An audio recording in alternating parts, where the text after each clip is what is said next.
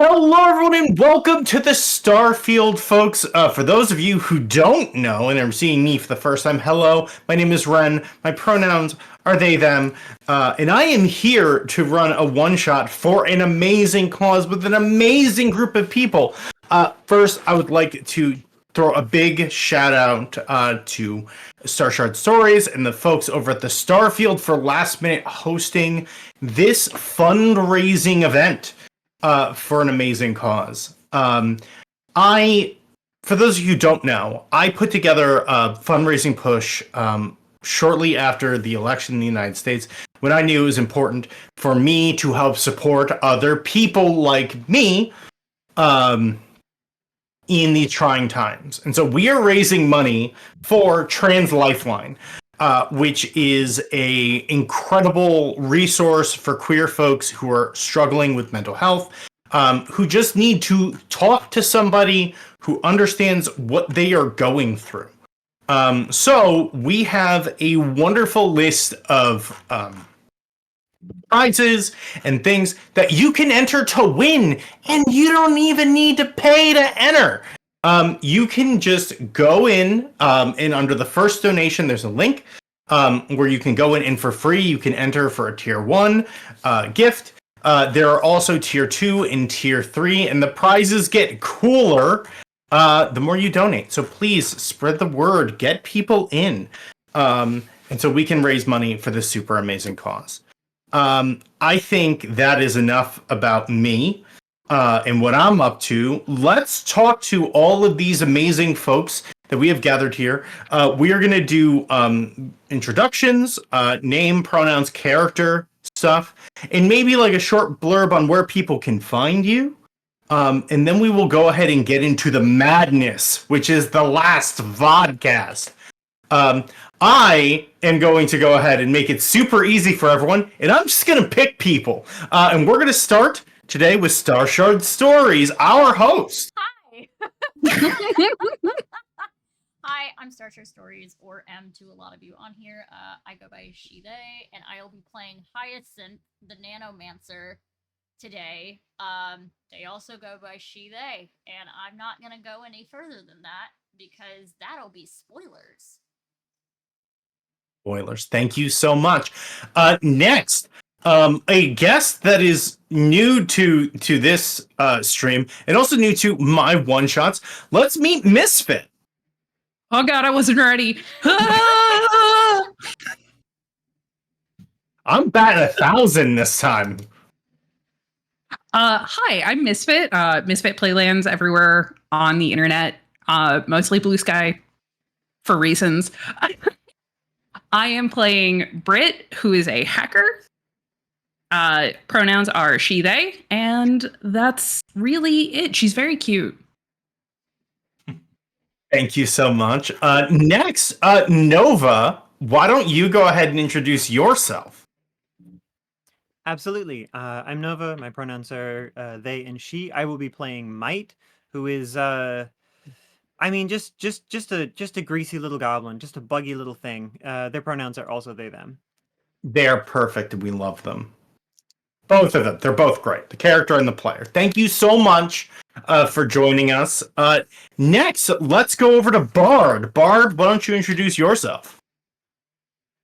Hi, I'm Bard of the Midwest on most of the things, currently mostly on Instagram and Blue Sky, TikTok. I will be playing Ernan, the another Nanomancer who wears a mask. And so I will be wearing a mask. It's a pretty dope mask, I'm not going to lie. It looks great. And thank you so much for being here. And the last two, but certainly not least, the Married Masters of Disasters. Let's go with Mara. Why don't you go ahead next? Gladly. Hi, I'm Mara. My pronouns are they, she. I will be playing Tash Thrill Hira, who is a cyber slasher with a more than healthy love of old vampire media.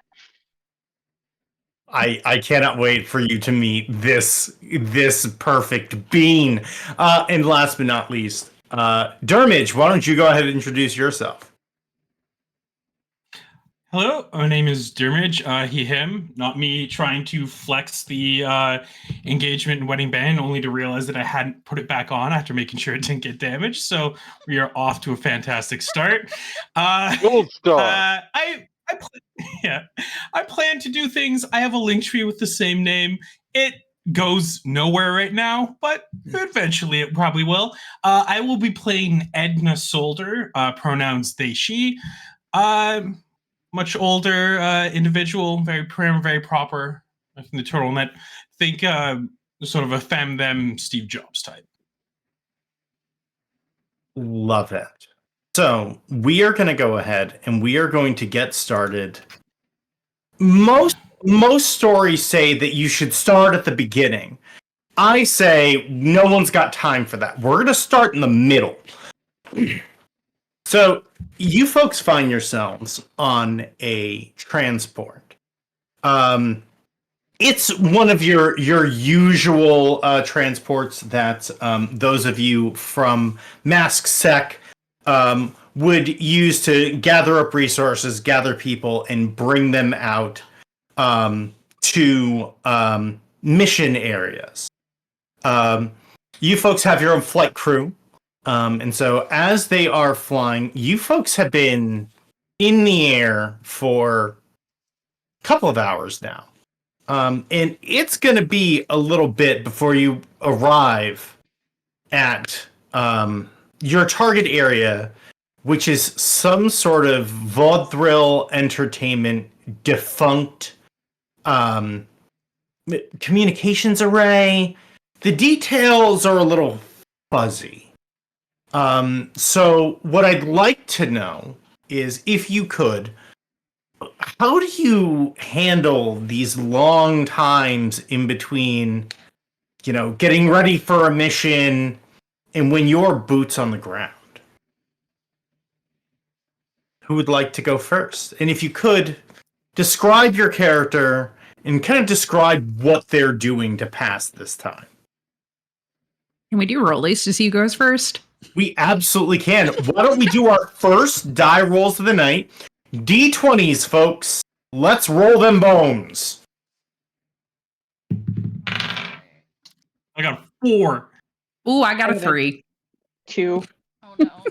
Wow, low rolls. I got a 9. I swear to God. Did you 17. get a 20? I was going to say, did you get a 20? 14. All right, Adam. So, Hyacinth is probably working on her lovely little nanites, because they all look like little ladybugs or butterflies. Tweaking them up, playing around with them. She is about. She's gonna be a tall bean. She's 6'4". Very willowy. Her arms, if you actually look, they're cybernetics, but they're very, if you actually take a closer look, it's living wood with metal intertwined. And at night it actually glows a little bit, so it is fluorescent. She has, her hair is always in a braid. It is a periwinkle, and there are lights that wrap in her hair, but there are also metal flowers that also hold some of her nanites for her nanomancy. And the flower is closed currently. She dresses in very loose clothing, and her comms is embedded, but it's all like flowers and circuitry going down the side of her face. And she just paints honeycomb on her face sometimes, because little honeycomb designs, because she likes bees. We like bees in this house. But most of the time she is looking at the area, making sure things are growing correctly, especially as they're traveling. You can learn a lot about things by plant life. And so I think that you are finding yourself in somewhat of a desert as far as plant life is concerned. These halls are, gunmetal gray. The lights all kind of glow like a cool blue, with like the doors themselves having like inlay green lights. It As you're kind of making your way through, you would find a ficus, and you can immediately tell that it is not real. Clearly here just for the color. She rips it out because it's fake and throws it. It's fine. Aggro over here. So yeah, you kind of make yourself across the ship, and you do find like a spider plant. Like you see, like through like an office door, there's a spider plant. And you can tell that it has not been watered in maybe ever. I'm upset. Very. It's upset. having a bad time. I am very upset. Whoever put this fake plan in here, I'm watching out. I'm watching you. I am watching you. As you're like staring around, you turn and you see like someone like from maintenance clearly is like looking at the plant and looks up and looks at you and sees like that incandescent rage. Yep. And they sweep it up into a dustpan and they start slowly walking away from you before breaking out into a brisk run. Bye. Moving on, so I believe Bard is next with the next highest. You had a 14, correct?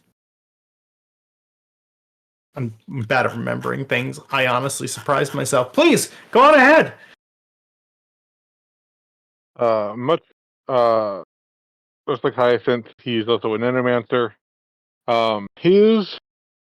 Because of part of his mutation is his skin. He essentially has his, and he doesn't have a lot of armor.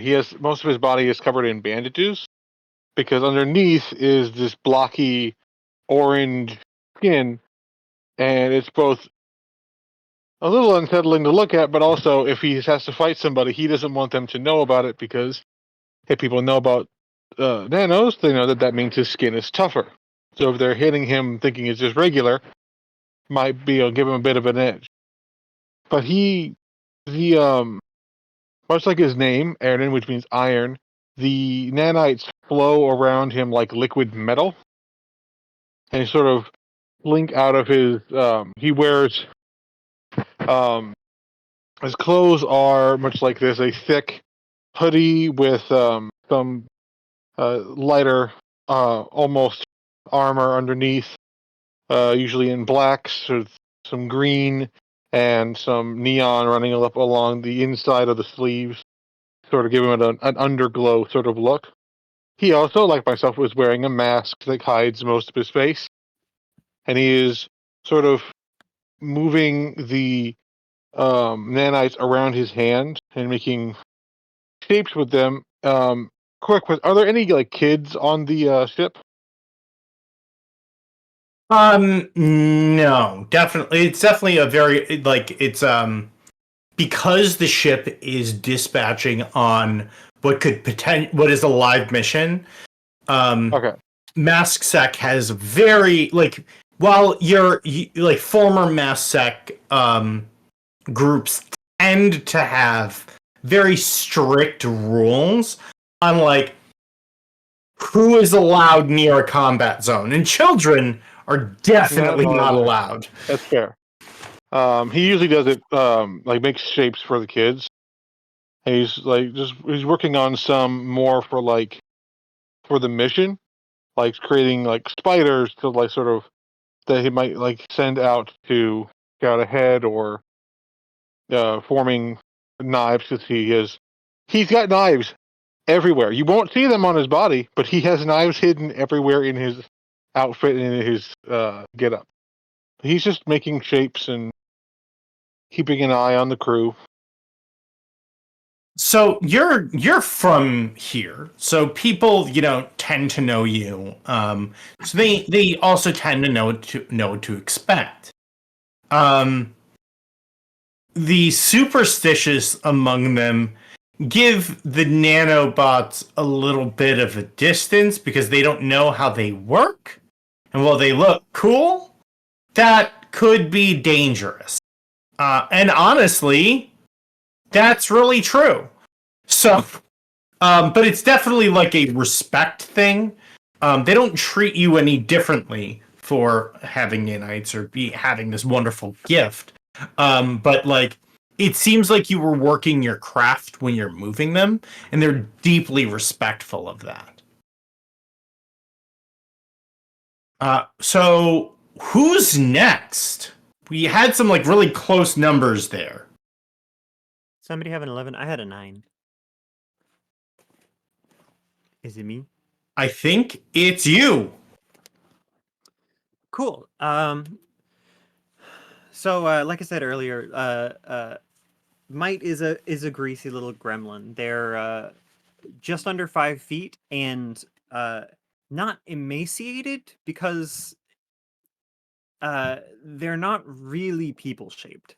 So they wear body armor essentially, but it's not, obvious body armor. It's just a chest piece over their vitals, but they keep as much of the rest of their flesh out. They have essentially an exoskeleton, so their limbs are very thin and lithe, but also not in the way that a like undernourished person would be, in very very very bug like. And they have way too many joints, just way too many joints. Um, they've got their face is like a patchwork of different insectoid features. They've got like fluffy moth antenna that come up off of their forehead. They have like a series of spider-like eyes that don't really do anything. They're just there, just for the aesthetics. They have mandibles inside their mouth that they click, just like they will just do a little mandible click stim a lot of the time if they have to sit still, but generally they don't. Within the transport, unless it is very very small, they're going to be walking around, crawling around, opening every possible thing that can be opened. If there's a storage compartment, if there's a door to another area, they're going to open it, they're going to touch it. You notice they also have this kind of a tendency, maybe not compulsion, but tendency to like wipe their right hand along things. And if anyone has anything that allows them to just see UV, they're obviously tagging shit with this weird little buggy symbol with their hand in some sort So of UV paint. you know the maintenance crews for these ships really, really well, mostly because like if there's a weird problem, you've probably been like, "Oh, hey, I found this cable out here. Is this supposed to just be hanging here in this vent that no one's been in?" And so like you started to notice that like the crew clearly knew that you were going to be here. And so like as you run your hand across the wall just to get it, you'll notice that there's like you can't see it, but you can feel like they've put almost like a decal on it that is the same color. And so it's like almost like a hidden like a secret they've left Easter eggs around. yeah, like oh hey, how did you find this in a vent behind a cover?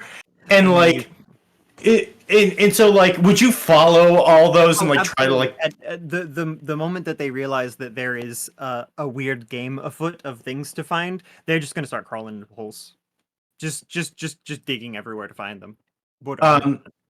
like within maybe it takes you a couple of hours because like there's like hints that lead to nothing. It's like haha, try again, but then you eventually find your way through, and there's a little box that is like tucked away in a hidden compartment behind a hidden compartment. Ooh. That was sealed off by a series of boxes that had nothing in them. And when you pull it open, it's a bunch of little like they're like little puzzle boxes and things that are all of like varying sizes and varying like tactile feels for you to just have. Nice. Fidgets. Um Fidgets. And like as you get around to it, you do like you hear like a very familiar voice, about time. And you turn around and it's like it's a very grizzled kind of older engineer. He is far more machine than man at this point. Lower half is literally like a tank treads. It's giving like short circuit.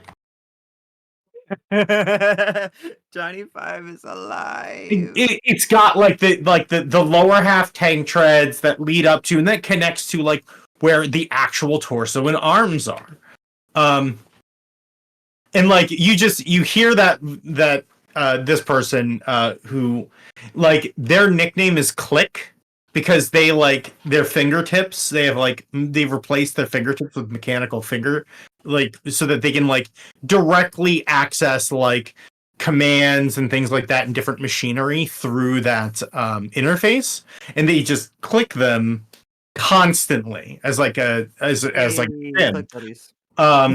and so they just kind of wheel past and say about time and then just leaves to go about doing something else. Rude. Next, I believe it's Dermage. Yeah, so if anyone is observing Edna, you'd see them sort of flick back and forth between working on Odette, their new, pretty new walking weapons platform, and the motorcycle, and themselves. So they're sort of kitted very prim and proper, sort of going incognito mode, but when they pull their sleeve up, if you were able to observe, you'd see that most of them is cybernetics at this point. You just this isn't due to the recent incident. If you're alive for 52 years and have a fascination with these things, you acquire it. So even if you've been dead for 6 months, that's not really going to change anything. So yeah, they were just sort of like, there's definitely a fine line between preparation and fussiness, and they have definitely crossed over into sort of a fussiness, even though they appear sort of collected. Sort of rocking sort of an undercut haircut, not what they would usually go with, but there's titanium plate. There's a limitation in what you can do afterwards. So wearing a nice turtleneck. Very prim and proper slacks, and then like a nice thick heel pump. You'd see they've actually reinforced with steel toes. They're a very practical individual. Love those shoes. Right? In real life. Like I need those. So at first, like the maintenance crews in the maintenance bay was there like anything you needed, they would like go and like dig it out of wherever they had it, because you don't know where they keep all of their equipment stashed. After like the first 2 hours, they've just kind of left, so you would stop sending them to get shit. However, you do notice something. I want you to roll a knowledge check. Okay, which dice? So all basic checks are a D20 plus your modifier. Okay. It's a 16. So with a 16, you're close enough to the engines that you can actually hear the hum of the engines. And just from your knowledge of machines and those sorts of things, you can hear that the pitch has changed. So you can tell that they're starting to move into position. You're getting close. They're clearly changing their trajectory. And you would guess, given what you know of, these vessels and these sorts of things, while this is not where you're from, while you are from a different block than where this vehicle is from, all of the vehicles came from the same manufacturer, more or less. And so while the engines might differ overall, they behave the same. And so you can tell that they're moving into some sort of, early taxiing for landing. So you know that you'll be arriving soon. Okay. I think they're gonna close up the arm they were finishing with. She's gonna do a little bit of breathing exercises, recenter herself, and sort of mentally prepare, and then start heading towards joining the others. Excellent. I believe Misfit had a 3. I did have a 3. So you're next. So Britt kind of rolls off a bench or a table or wherever in a hungover stupor and trying to catch up with everyone. Her hair is new and she's very excited about it. It's a fiber optic network cables, so it just kind of comes down and it glows in RGB. So wherever she walks, it's just rainbows and super colorful. She refers to her body as an avatar. So her avatar today is set up for a super stealth mission, minus her hair. It's new. She wants to show it off. It is also the reason why she's in debt, but we don't talk about that. It's the reason she took this job, to pay off that debt. She's wearing a sort of black, all onesie suit, trying to look stealthy, and then just has this neon coat on that's black, but it also has signage and colors and symbols on it that just are people she knows, DJs she's gone to see in concert, random people that she's met to have them sign, tags, whatever. It is a walking art piece at this point. Excellent. And as she looks around, if anyone really notices, her eyes are LED screens that actually show what app she is using at the moment. And when she's not using an app, they are resting as little hearts. That's so cute. So you roll off the bench, and you are in there aren't formal quarters. It's not like there's a whole section full of bunks. There are individual rooms that lock and are secure for individual people to sleep in on missions. It's for a ton of reasons, mostly because no one likes sleeping in bunks. And so why would they do that? One of the first things that a lot of these transports, what the blocks did when the corporations fell, was all of the things that they disliked about the things that they had were the first to go. So everyone basically were we're just going to strip all the bunks out of these and not live like that. As you make your way into the hallway, you see Mike. Actually, with the box and the fidgets. Did you get something to fidget with today? Did you find something new? What is it? He Yeah, 'cause I kind found them in of the scoots vent, down right? and sits down with him.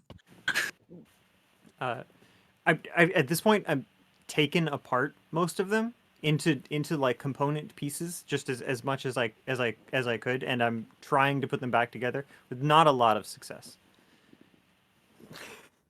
I will pick some pieces up that clearly don't go together and try to force them together.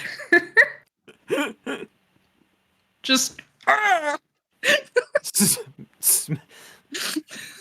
I would like you both to roll me. no. So I think this would probably be a presence check. But since there are a lot of little pieces, and they all kind of look the same, but they're definitely not, I would like you to each roll them at a -5. Ooh. Okay. 4. 4. I rolled an 8 on the die. Or would that be 3? It would be 3. -5, that's So it's D20 plus your modifiers -5. so it's for me that's a 8, and I do have -2 DR for presence rolls. So you, between the two of you, might notices that one of the pieces that Britt has is the piece you need to get these two together. Oh, that one. That I need that. Here you go. Yeah. Anytime This thing that Might has any sort of enjoyment, Britt's just like, oh,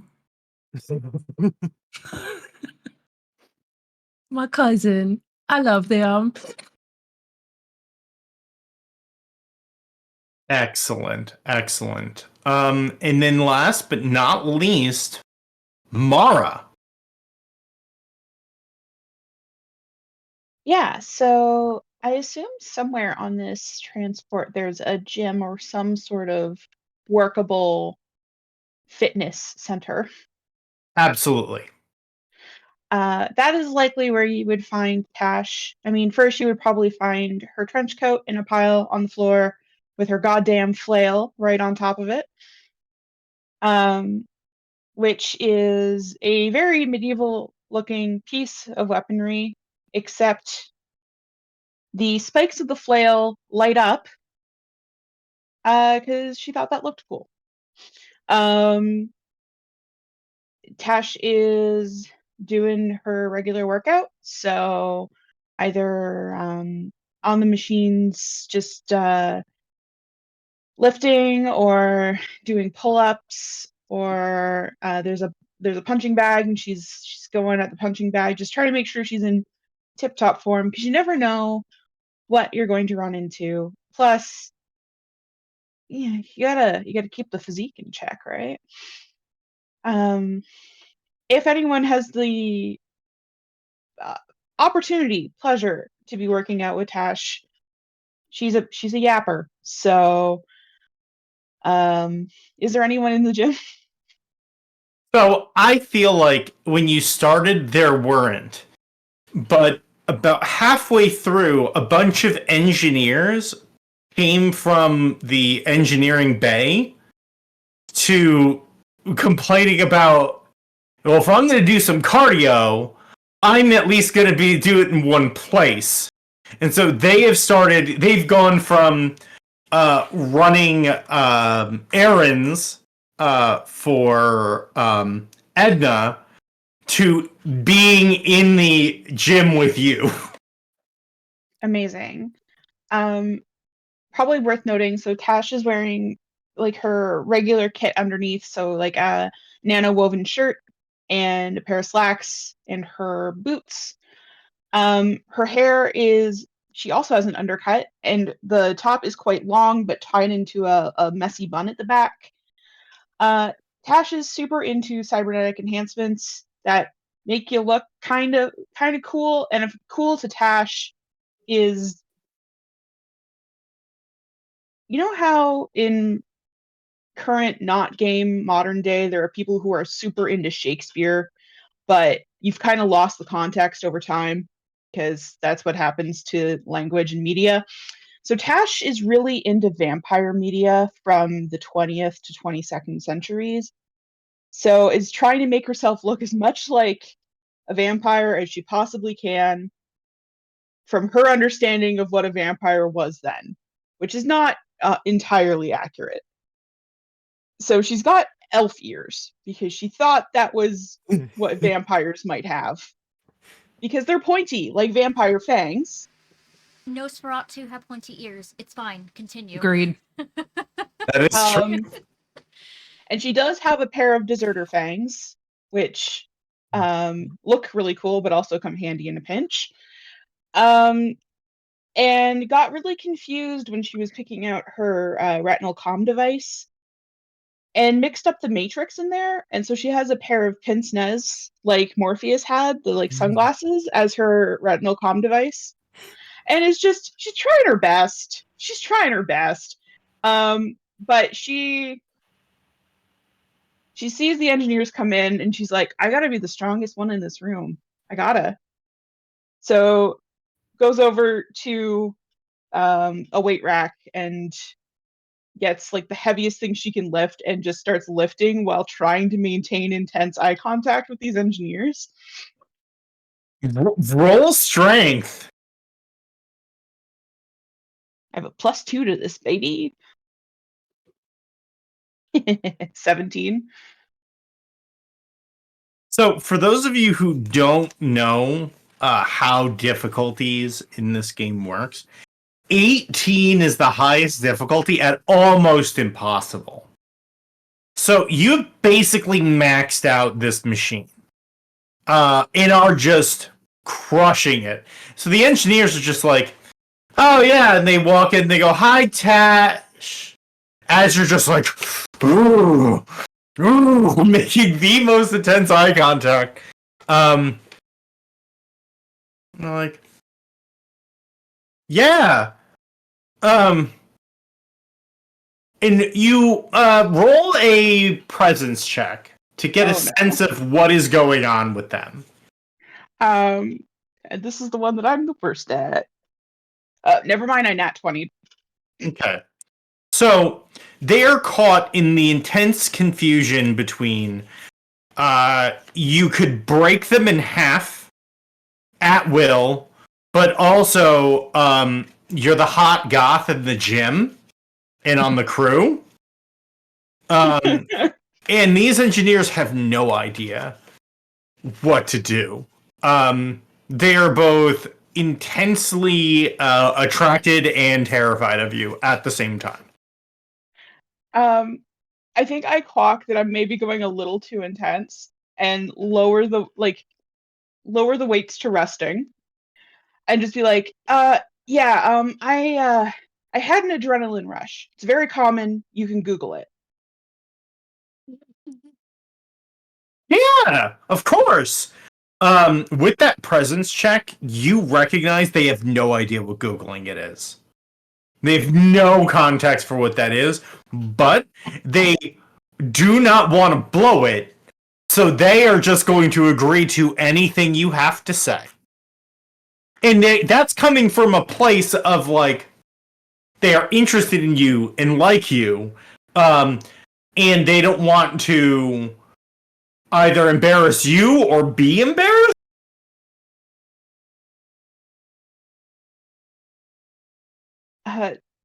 She'll wipe down the equipment and just be like, it's just about done anyways.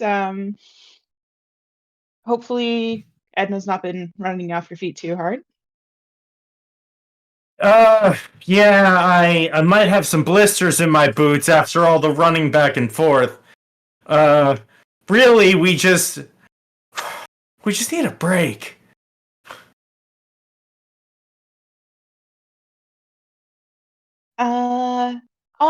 I'll try and talk to Edna. I'll try. I think they are just more than anything, they seem just kind of nervous. So, like, I think if, once she's boots on the ground, I'm sure she'll be fine. Full disclaimer, Edna's little tasks I've sent on were half like, oh, I genuinely need this, and half like busy work. So some of it's very important, but some of it has also been like, leave me to my own thing. But then also realizing they're not where they usually are and need the help. Yeah, one of them looks at the other and goes, I can only pretend to go and look for headlight fluid so many times before I tell her that I know that there's no such thing as headlight fluid. She got you with that you do that during a hydrate break? You got me there. Because I'm a monster, that's why. No, I forgot my husband added audio clips to the Twitch, and I'm like, wait a minute, why am I hearing this? Wait. Phenomenal. Yeah, Tash will like look them in the eye and be like, she got you with that too? For me, it was blinker lube. My God.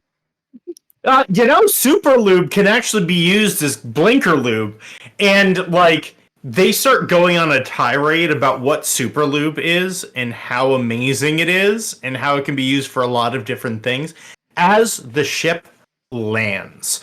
And folks, I think this is actually a pretty good opportunity for us to take our break. For those of you who are not used to seeing my streams, I have two very cute, adorable puppies. So cute. Oh my god. They are wonderful. They are best friends, but they don't have thumbs. So they have trouble getting outside to use the restroom. So I'm going to go do that. All right. So we are going to take a 10-minute break. Folks, if you have not gotten up and stretched and done those things, please do so. If you have medication that you need to take, this is your gentle reminder to do that. Get some water. Hydrate. It's good for you. And please, if you have not already, why don't you consider we are raising money for an amazing cause, and we would love for you folks to consider donating. We actually have a list of what the potential prizes are at the different tiers, which I have just added to chat. Nope. So you can go through. I have What? links. I have links off on the chat for reasons. It says it went through. It had stars on my end. Rip. Would you mind? Fun fact, I have the original link for Trans Lifeline, and if you click on that for the campaign, you can go see the link for the prizes on that part. Fair enough. Please go that way and look at the different prizes you can get for the different tiers. A lot of super amazing creatives with digital art as well as physical arts. They will mail to your door if you win one of these prizes. And these are just for starters. We are looking for additional creatives that we can add afterwards. And if they're added to tier 1 and you have a tier 1 chance to win, we're doing all the drawings at the end of the month. So you are entered to win any prize that is listed there now or get added in the future. So please consider helping us raise money for this amazing cause. And we'll see you in 10. Bye.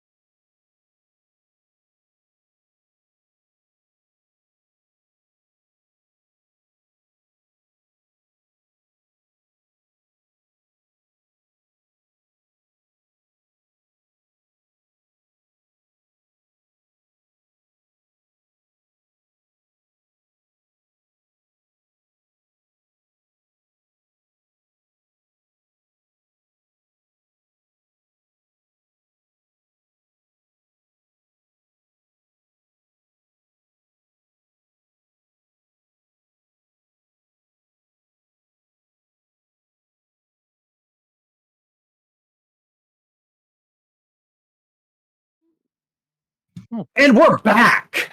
Hello, everyone. Welcome back. We are going to continue from basically where we left off. I hope you had a nice little break. Please remember, we're raising money for an amazing charity, so please check out that dono link. And let's begin. Oh, Dice and Autism, thank you so much for the raid. Thank you. We were just getting back thank into it. you. So I want to take that moment to say thank you.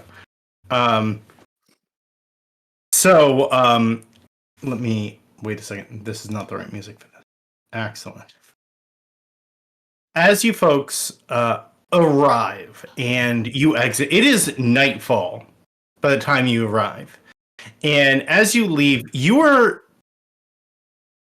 normally, when you are looking to investigate the black sites of failed corporations, you're used to seeing things like,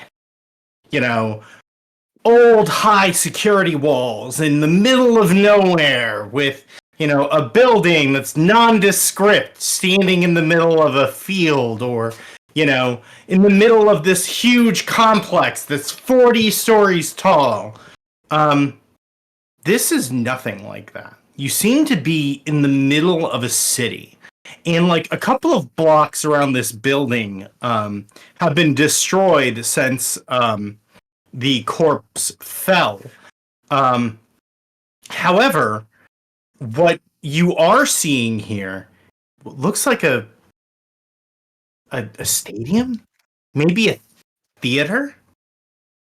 And across the front of it, you see, Vaudeville Central Theater, with a very wide set of mostly crumbling stairs that lead up into a building that looks like it is in pretty rough repair. I'm pretty sure we had a party here once.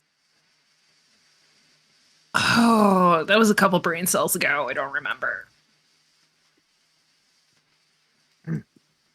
Not sure. I never really show up for the parties. But Yeah, that's a shame. You would be such a party hit. Sure. Yeah.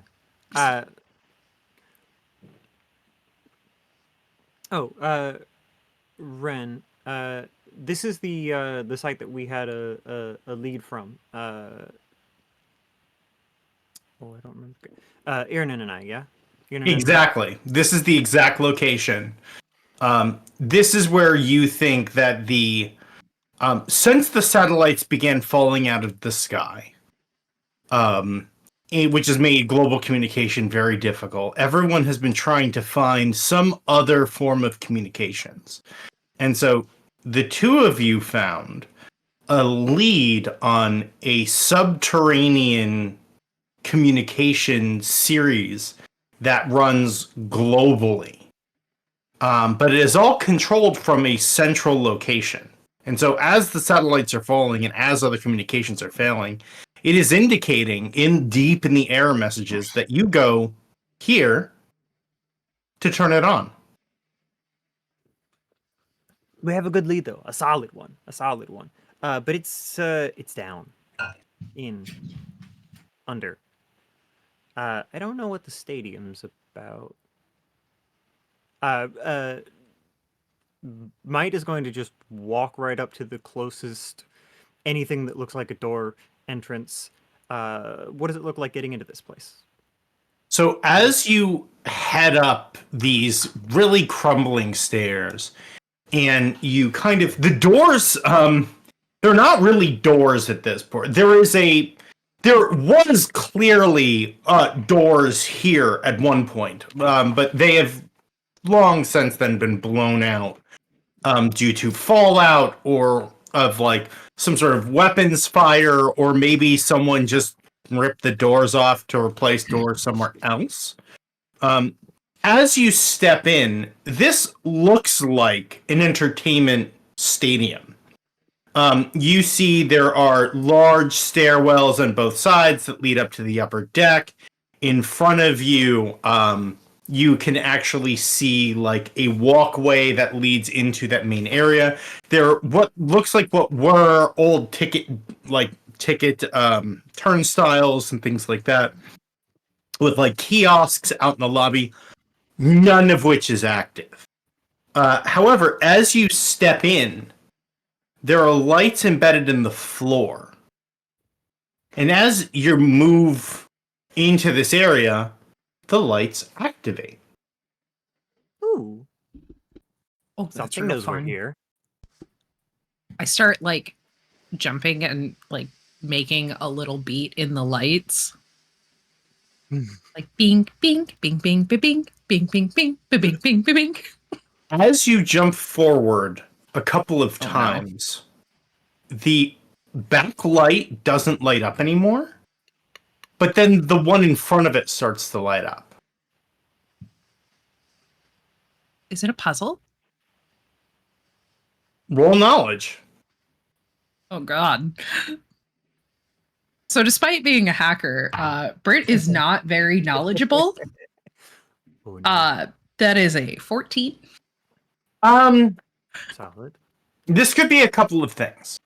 This could be it could be iterative programming, so that the lights are programmed to help naturally encourage people to enter the space and travel through the space. Alternatively, it could be a puzzle and something could be trying to get a hold of you. At this point, without trying to hack it and see further, it could go either way. Aaron is watching them just jump around, and so I figured out he's gonna slightly turn his head towards my other cousin is very spirited, think helpful, but let's try to make sure she didn't fall in a hole, eh? Sure, just keep good eyes. Blink some of the extra eyes. Tash reaches into her bag because she has this vision visor, which has like heat, night vision, ultrasound, zoom, in case we think that might be helpful in trying to find what we're looking for or find our way to figure out, like, are these lights connected to something else? Okay, you activate them, yes? Yeah, I think you wear them and that activates it. Okay, you go ahead and you put them on, and I know exactly what item you mean, and I want to just... Mhm. Oh, when might see them do this thing. Oh yeah, right. That's the right idea. And it's gonna go digging. They have this like giant bag. Gonna go digging through the bag and pull out a similar, maybe the same model vision visor. As you activate the vision visors, you do not get any sort of sense that anything has been here recently. Everything is cool. So aside from where you all have moved through, it seems like this area has been undisturbed for quite some time. The first thing that you notice is everything is thick concrete in here. And so the ultrasound and that type of penetration is not really giving you much here. That's fair. Where's Edna? Probably just hanging back, waiting to deploy. Bringing Adet the goose walker out, probably riding it. So the way it can move is it's got sort of 4 orange, of course, landing gear style feet, and it can roll most of the time, or it can walk if it's trying to be a little bit more cautious. So she's probably like walking forward and getting sort of a bearing on this, but the walking motion of the platform is causing it is a horrible amount of sway. This thing waddles up towards you all. Edna. Edna. She's waving up. Oh, yes. Hi. I'm gonna start rolling towards you. Rolling. Love that. So, we're not gonna get squashed again, right? As much as it's in my power, I didn't want it to happen the first time. It's still disturbing that you made this out of the thing that almost killed you. I think it's cool. She How do you says, think and it's cool? still It's efficiency. dancing. What happened to waste not, want not? I mean, it's good for the goose, it's good for the gander, and they're gonna sort of motion to themselves as they say that. Hyacinth is gonna Damn look around because the building is concrete, but there is the creeping vines that usually, if the building is dilapidated and stuff, I am specifically looking for that. That would tell me the structure of the building, of how sound it is. Interesting. Okay, you definitely see that vines have crept up the outside and kind of through this space, for sure. Okay. Roll your choice, knowledge or presence. If you roll knowledge, you're going to be using your knowledge of biology to get a feel. If you roll presence, you're going to be utilizing your nanos to assist. It'll probably be the nano, so the metal flower opens and a bunch of ladybugs fly out and start heading to scan. All right, let me double check to see what I use from nano. It is a presence, so it is D12, correct? So you're not using a nano power.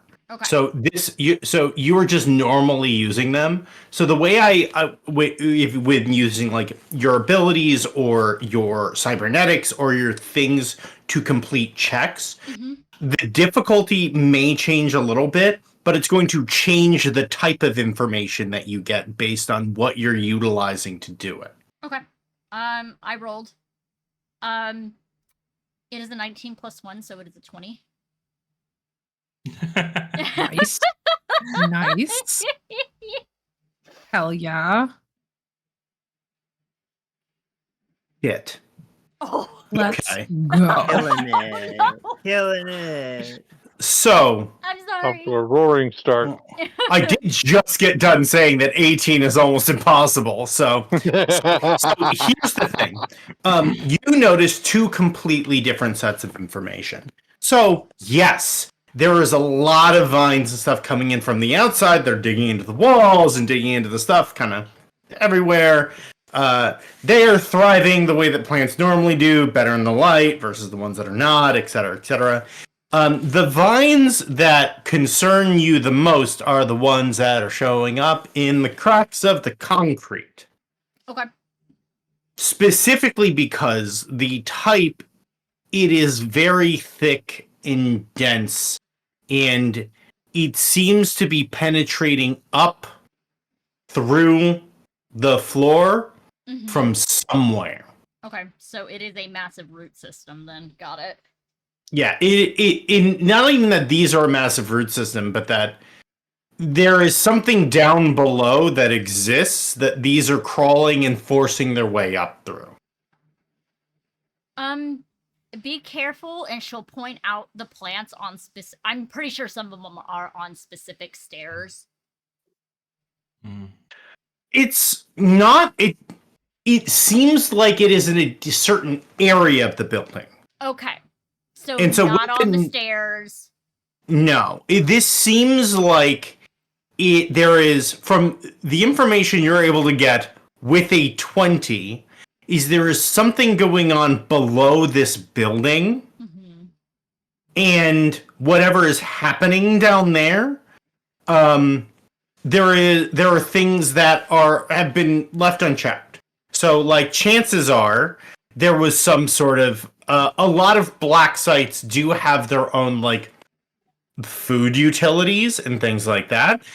So this verifies for you that there is a black site beneath you somewhere.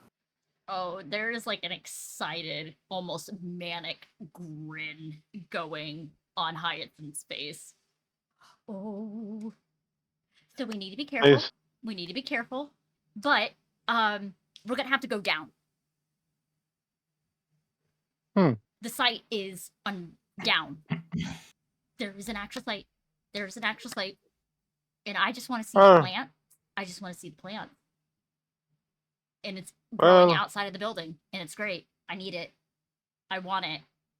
Fair I enough. want it. Question. Can I use the app nearby to connect to the devices and see how far down we have to go until we hit the juicy stuff? You can certainly try. I'm willing to try. What do I roll for that? So, for anyone who's using a special ability like Nano, etc., there is a specific check that needs to be done for this. It's Knowledge DR12 for app use. Oh, fuck.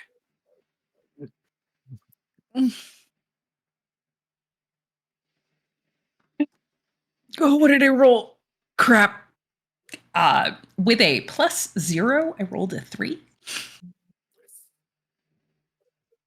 So you're trying to gain access here just kind of remotely, right? You are not sure Not trying to, bug in anything, just kind of. And as you're kind of like checking and stuff, the app is unable to connect to anything here. Doing a little bit of just like additional checking, you're quickly able to see that there is actually no wireless signals here. Well, that's weird. That is weird. Y'all, there's like no wireless here, like at all? Probably because most of it is botanical underground. Well, that's good for you, isn't it? Well, how did they communicate then? That's a fantastic So question. plants can actually communicate with each other through sounds and stuff, because if you actually connect like wires and stuff, they actually do make music. If you know, like the smell of fresh cut grass, that's a plant I screaming. hate that smell. So The we gotta plug moment- into the plants? The moment you say the word music, all of the floor lights illuminate at once. And it's not like a party bright here. flashbang, but it's like this like warm glow that radiates out from you when you say the word music. Did I break it? No, I think- you brought it to life. And like Brit will just play music on their phone or whatever, however music comes out of her ears, nostrils, I don't care. Make it weird. The moment the music starts, the lights begin to mimic the sound radiating from you. After I would like same thing. everyone to roll a presence check. Presence is Oh, hell yeah, I'm commonly good at used that. for like persuasions. I tend to also use it for perception. 18, I rolled a 16 plus 2. Excellent. 5. The lights are great. -2 DR, but 18. 2 18s. Okay. With those 2 18s, you quickly begin to notice that the lights begin to. They start kind of in the specific region near you. And then they seem to be stretching in a specific direction more and more the more you play it. And it seems to be, instead of going like down into the arena, off to the right-hand side, where you see signs for like freight elevator and authorized personnel only. Ooh, that definitely sounds like the place that we should be going. I'm like, Brit's dancing. She's having a grand old time. doing some spins, trying to get other people to like join in, and when that inevitably doesn't necessarily work, it's like during the sprinkler pointing in the direction of where it looks like, hey, do you guys see that sign? Like, we should go over there. Do I see, with my 18? Do I see any like heightened security, like things that kind of stick out as if we're in that towards that direction? Additional cameras, additional sensors and stuff. To anyone that's looking in that area, you are not seeing. You're not. So you see what looks like it would be if any of it was active. Like the cameras here do not appear to be live at all. So as you move in that direction, you do see that like clearly this was a secure area before, but like security doors are falling off their hinges. The cameras are chewed through by rats. Like none of this is well maintained up here. I do, if I can, kick one of the doors down. Or wait, just like kick one of the doors over. Check. Question. Sure, cool. Yes. Is poor Odette gonna fit in here? It is a freight elevator. Odette does fit in here. Okay, that was my biggest concern. Out The of all wings of this. also. Okay. The wings also like. Yeah, they're purely aesthetic. They don't lift. Bard. That is a 17. So you absolutely do. Before you kick the door, it looks like the door isn't. You're not sure if the door is secure or not. Then you kick it and you realize it was, and you still kicked it open. And it's the security room, and you see that there is a monitor active in this room. Let's see. Ooh. See what's behind door number 1. So in this room is a bank of computers and things. There's like an old, very dusty coffee maker in the corner. There are no real weapons or anything of that nature here, but there is one computer terminal that is active. The screen is on and glowing in this otherwise darkly lit room. That's not suspicious at all. I'll look up to the screen and sort of look at, see if there's anything like actively on the screen other than it just glowing. Just a blinking white cursor.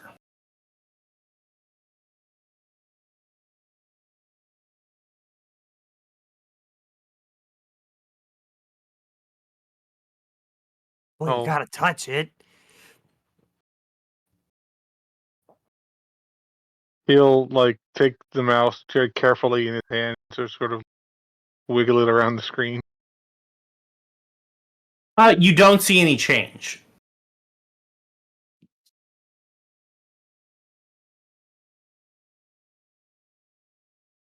Hey, Britt, do you still know like console commands?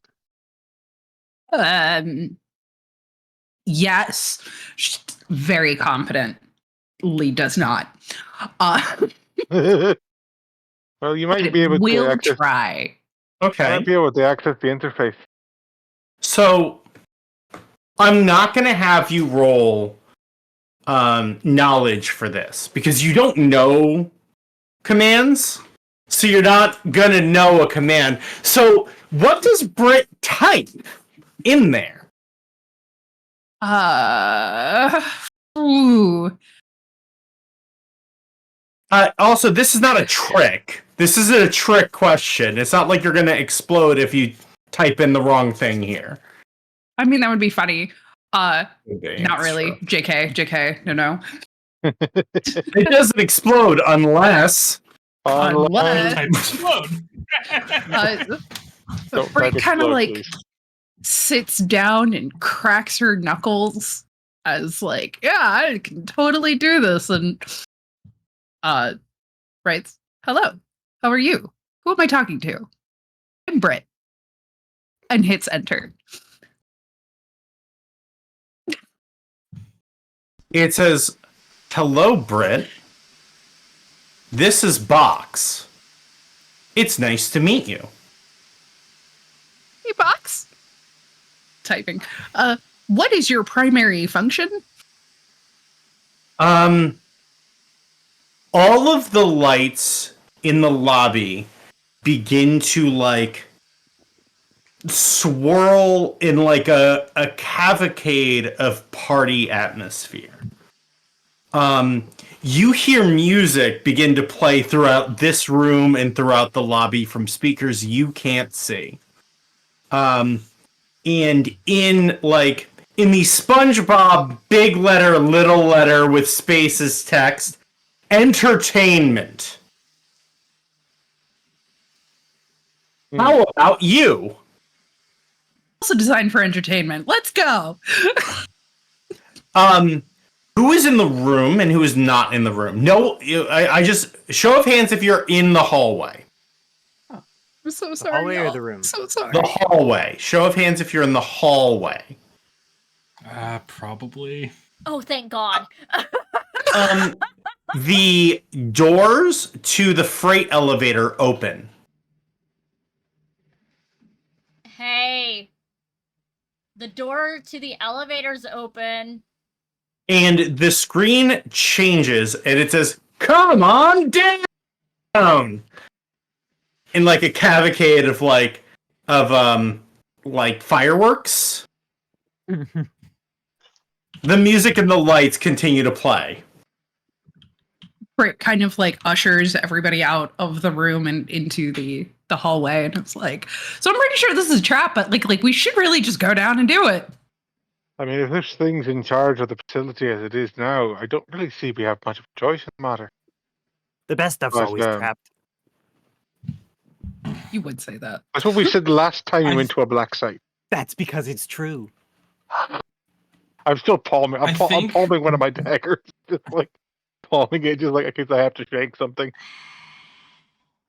I think before we go, Ed is going to try a piece of old tech black magic and is going to get out of Odette and go over to the screen and type sudo shutdown /H now and hit enter.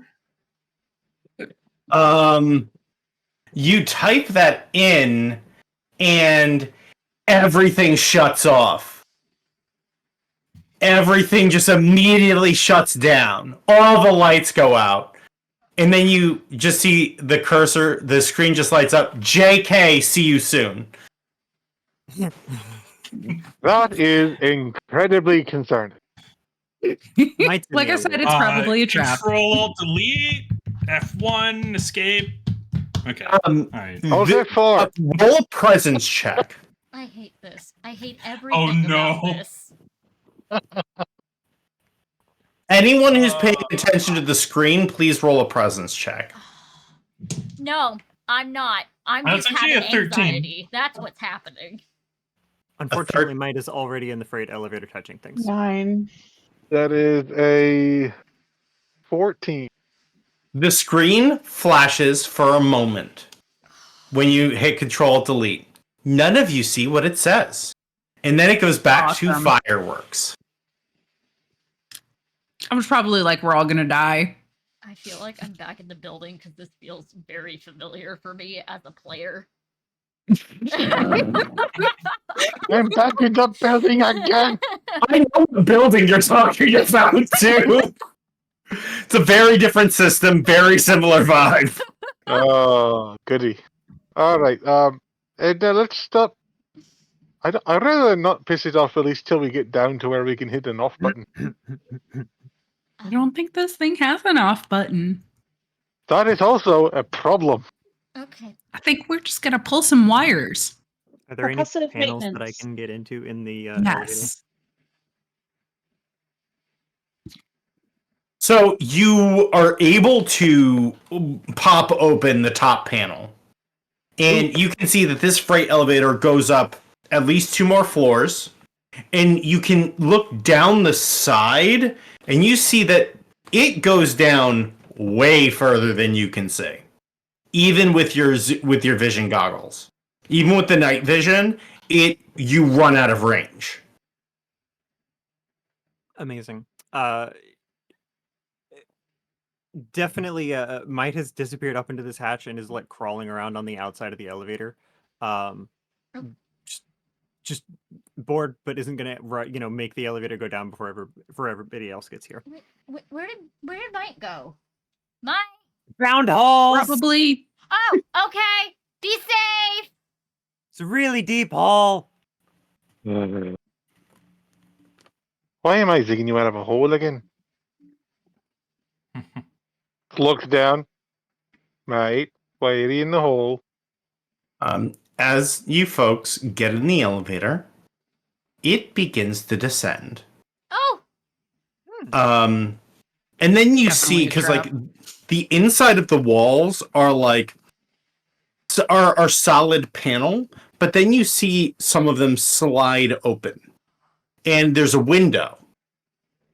And as it lowers, you can see what looks like a city beneath you.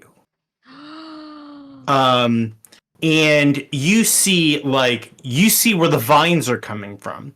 It looks like there is a huge, like, multi-tiered hydroponic system that is wildly overgrown and is actually climbing up the wall that artificially looks like the sky and is creasing through. And as you head down, you hear, finally, more people to come play our games. We've been waiting for people to come and join. And it begins to say a number, and it just continues on and on and on and on and on.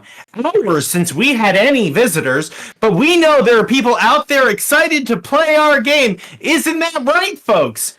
And you hear like a sea of applause. I hate this. As you get down to what real space? What was that? Like the applause sound, is that like coming from around us in real space?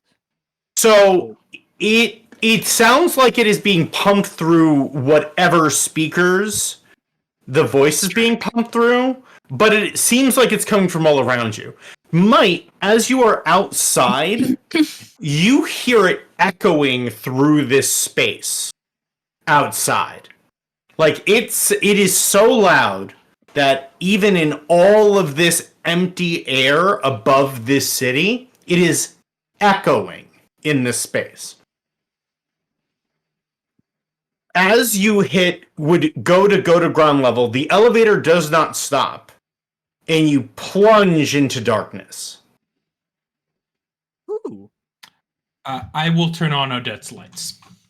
The lights come on. The hair comes on. Hair. And you see that the side panels have closed again. And the front doors open. And through Odette's headlights, you see what looks like a stage. From your stage right. Mm-hmm. And so the doors open to the stage from the side. You see large curtains that look very old and very dusty. You see like lighting rigs up above you. Or up above the stage. You are still in the elevator. Okay, hear me out. Is there anything dead? Good question. Not that you can see from this view. You cannot see anything that is dead. That includes with your vision goggles. For the record, with the vision goggles, I am assuming that you can see through this darkness as if it is broad daylight. Mm-hmm. And so you do not see that. So I see anything nothing dead. dead at the moment. Cool. No. You do notice, since you are looking out very carefully to kind of like peek around, Mhm. that the curtains On one side, it's a back wall. The other side is a closed curtain.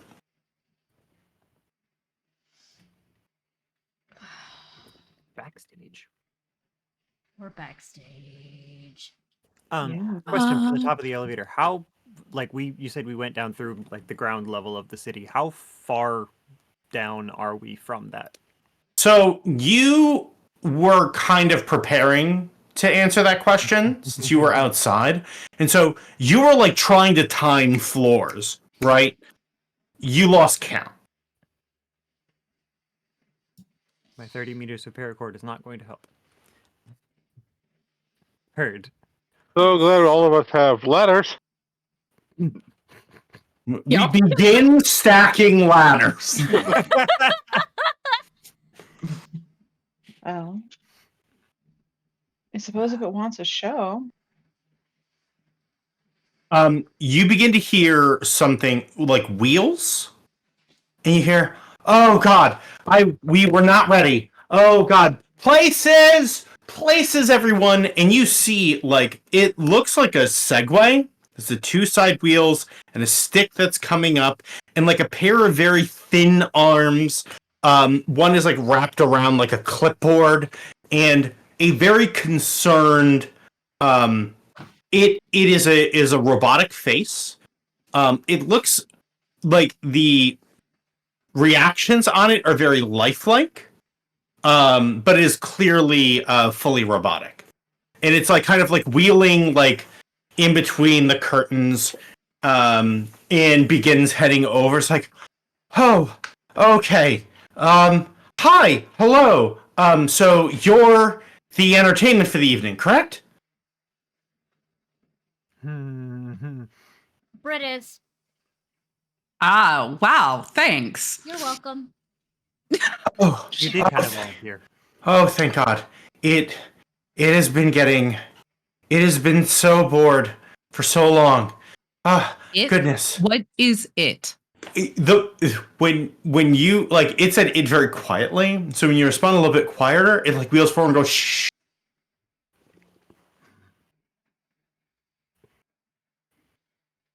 Fox has been getting very tired, very, very, very bored. The lack of entertainment, you see, communications has gone a little weird, and so we're not getting any feeds from outside, and so things in here have been getting very strange. We encountered one of the outposts, I think, connected to this system a while back, over with nanites. And we decided we're here to try and help fix the case. But that seems like it's going to be more complicated. Well, regardless of why you're here, you're now here for entertainment, and you begin to hear it's the sound of what would be feet stamping in a stadium, waiting for something. Okay, so here's how this works. I have no idea what's going to happen when you go out there.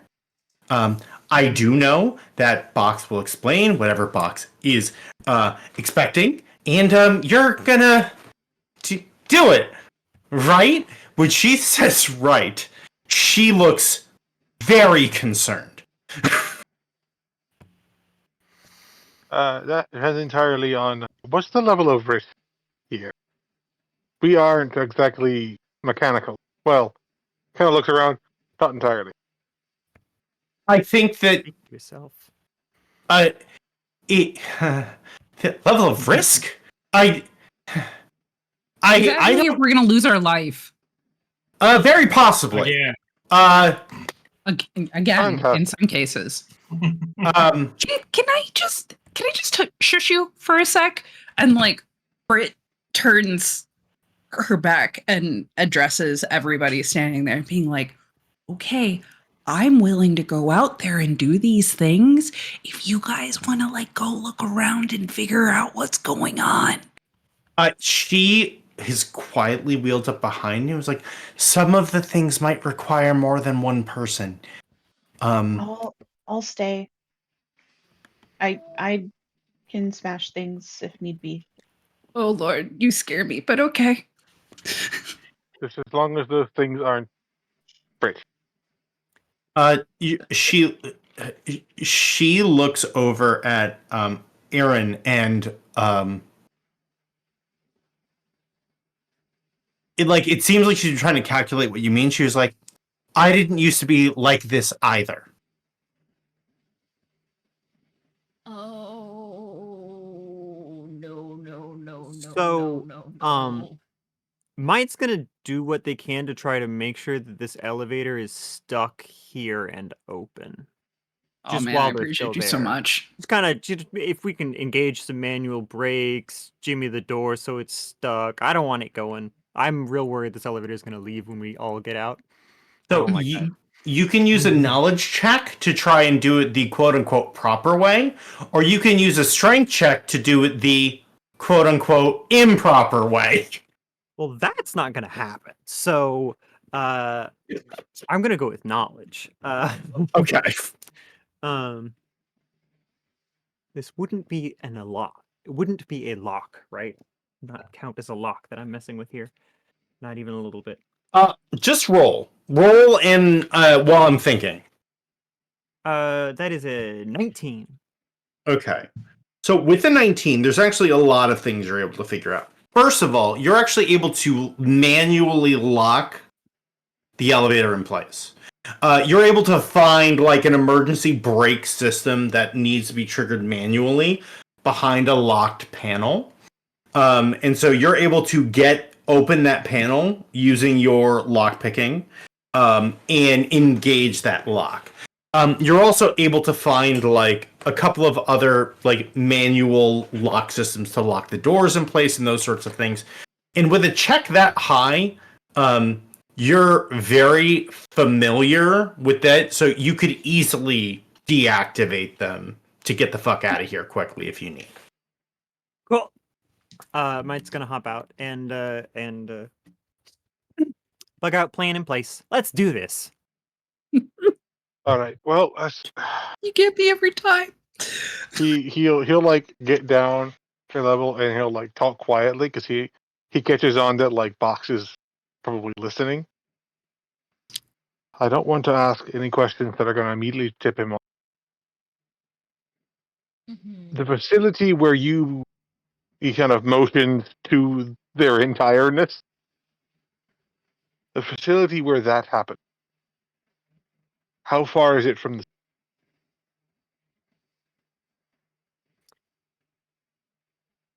I'm guessing like miles and miles, right? You like thousands of miles. Cross country. Why? Not here. Very not here. Why? The different. This place has to be relying on some manner. It has to be getting it from some. And if regular power doesn't work, there. Maybe it's the plants, right? The plants can sing or something. Biomechanical stuff are. This one's. Hyacinth, do you know? Can the plants power this place? You said they could sing or something. I mean, they've taken over the hydroponics, which actually isn't a good thing. If they break the hydroponics, there's a possibility this place may flood. I don't like that. I think. I think the plants can sing, but here's the thing: we won't be able to hear it. But if we are Maybe able to. Box can. The stomping gets louder. Okay. I need everyone to roll a presence check. No, thank you, but I will. 12. So good at this. Holy shit, I rolled a 20! Hey! 22! That's actually very timely. Oh, That is no. 18 for me. Oh, I got an 8 and I do have the -2 DR, but yeah, 8. So, does anyone else have a 20 or higher? Under the sounds of the stomping, you hear two things. A very quiet, slow revving, as if it were a chainsaw or some sort of thing of that nature. And then a metallic skittering. It sounds like it could be a skulker getting into position. So a skulker are void black steel alloy murder skeletons built for a single purpose. Tracking down a target and destroying it without mercy. Now, you have encountered them before, and the fact that you can hear them at all means it is not acting under its normal Parameters. coding. Protocols. Yes. So with those 20s, you can tell that they are probably machines that are similar to those in make, but they are under control of Box. So if you don't go on stage, there are repercussions that it is preparing. Okay. Okay. Just I have turns to to find answers while he's distracted. Tash and like, so you wanna do this?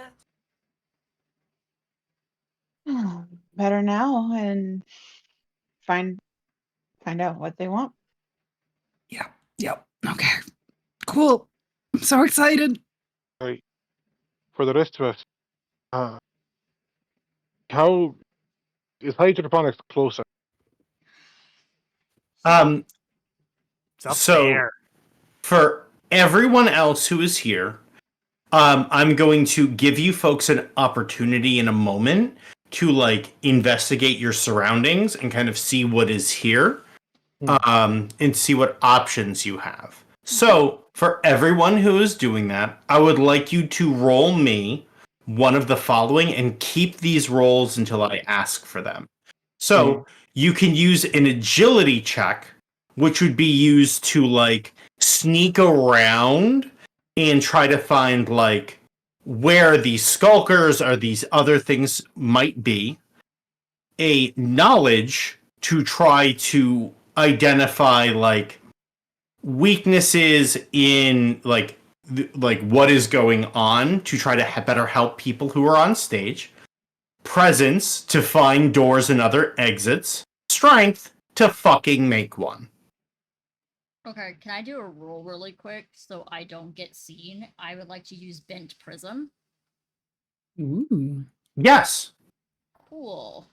Why don't you go ahead and describe how that works? So the flower opens up and it's not the usual ladybugs that are flying out of this. It is actually a type of wood mantis that are crawling all over her, and she slowly vanishes very quickly. Sick. Alright, so I gotta roll a So- d12. Yeah, presence. You need to roll 12 on a d20 presence check. A 12 and a d20? Yes. Well, it's a DR12 presence check. So it's your d20 plus your presence. Got to be 12. Oh, that's easy. I got a 14. Done. It works. I'm gone. Bye.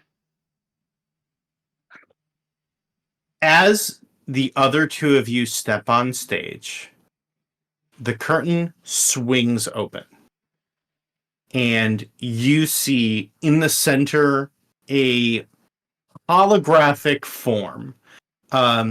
It looks like a man, clean cut, very large and static kind of styled hair into a pompadour, a very nice red jacket, black shirt, and it is clearly glitching as it moves. It's a hologram that's hovering over what looks like, it's hard to see through the lights, a crowd. I will ask, are you still wearing is Tash still wearing her goggles? I have not taken them off. Okay. You're able to see the spectrum of lights.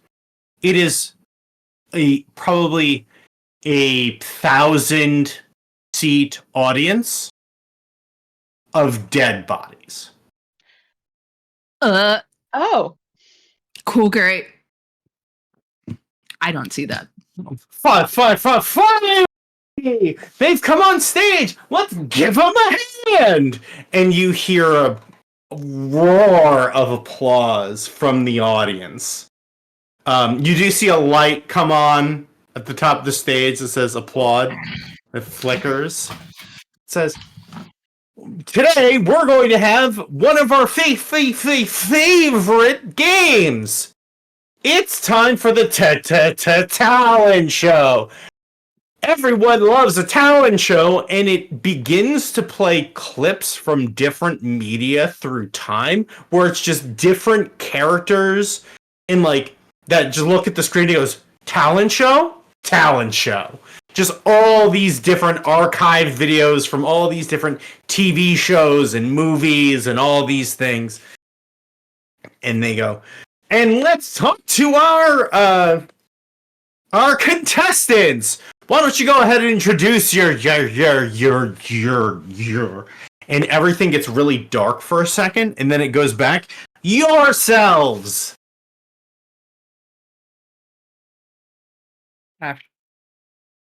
hi. Hello, I am Tash, and Tash bows.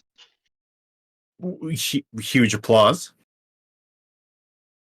And I'm Brit! And she like tumbles and like jumps up and strikes a pose.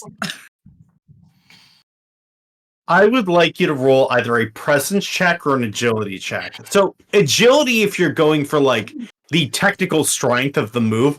Presence if you're just trying to get like a big, Presence. huge reaction. 17? Fucking even Box is applauding. Like, well, amazing. And what are your talents gonna be for the show?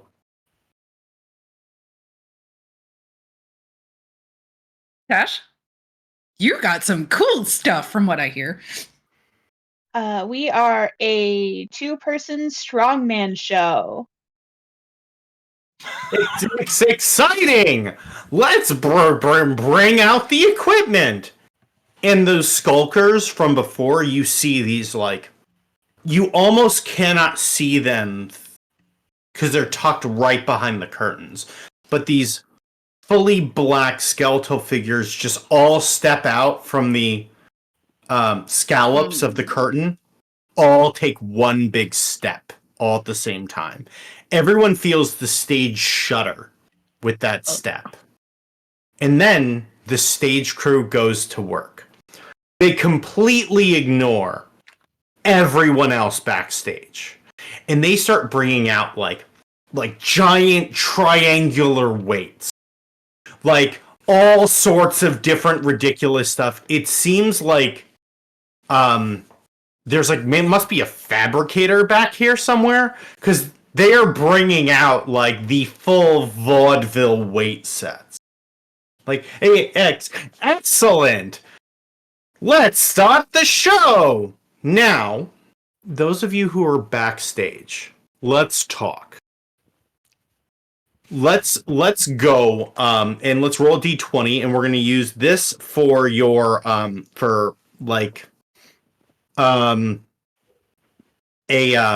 words are hard initiative almost. So just a flat d20 roll, and we'll go highest to lowest order.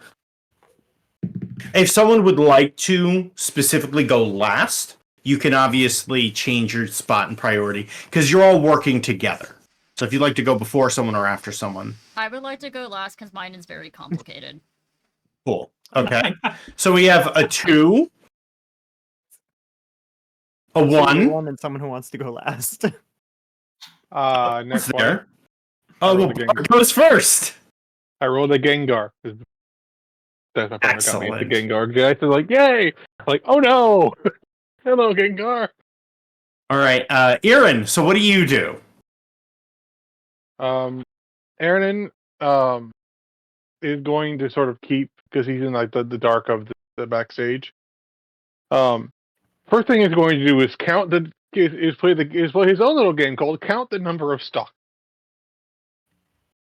Count the number of what? Stalker. The Skulkers?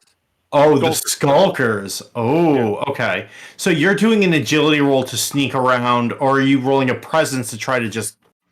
presence to sort of take in as much information as I can. Okay. What did you roll?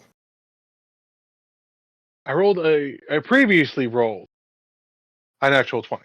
That's a 22 total. Okay. The skulkers are broken up into 4 sets, so I'm doing 4 rolls. I didn't break a 12. So, backstage is the first set of skulkers. So these are I'm going to call the stage crew skulkers. There's about 50 of them. From what you can tell, they all have SMGs, or smart guns, all of them. They and their equipment seems in very good repair.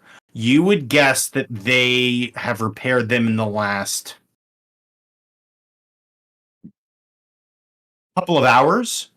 It seems between when the lights came on upstairs and now, they reconditioned their weapons. The second is the light crew. So in the light rigging above, you see skulkers moving around. There's probably about 10. They're camped up there with sniper rifles. Then you notice 2 sets in the crowd. Distributed among the ones on the floor, you can't quite count how many because this area is so big. But you know that there's more than 15. And then you can see them dotting the crowd in the upper stands as well. From here, you can't quite tell, but you would assume they have sniper rifles. And you can count about 20 up there. None of them are brandishing weapons. From what you can tell, they're kind of being used as the audience speakers right now. And that's where like the applause and those other sound effects are coming from. But you are out-personed and outgunned is a significant 10-4. Yeah, Aaron sort of glances around, sort of leans back towards the group, like, all right, slight problem. There's a fucking army. There's about, is it 15 or 50 on stage? I think 1-5 or 5. I said 5-0. Because like they are quickly like you're noticing that there are some periods where like for like trying to build backgrounds, because they're trying to build like a vaudevillian old school background. So like a group of them will stand on each other's shoulders to act as tent poles to hold up a sheet for part of the background. So they are the set. They are also the set, yes. A rough estimate, say 150. That's just the ones I can see. The backstage is massive. They're dotting up the lights, crowd. They're everywhere. They're all armed, but they're not aiming yet. That is a problem.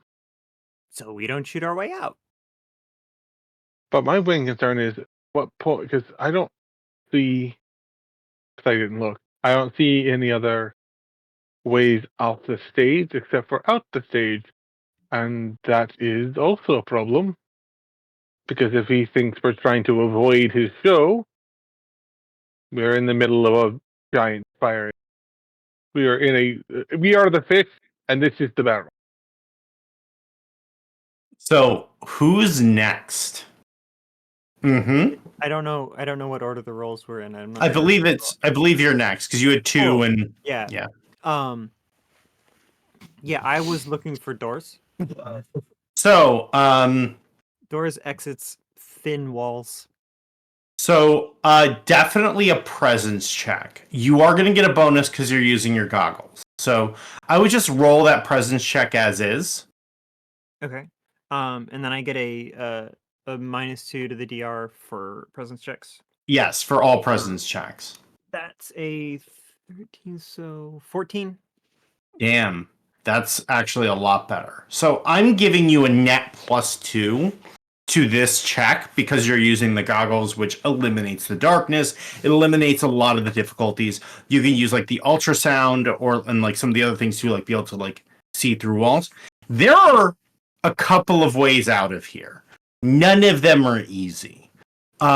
There are definitely other doors and things that have been designed very specifically to make it so that you cannot see that they exist, but you can.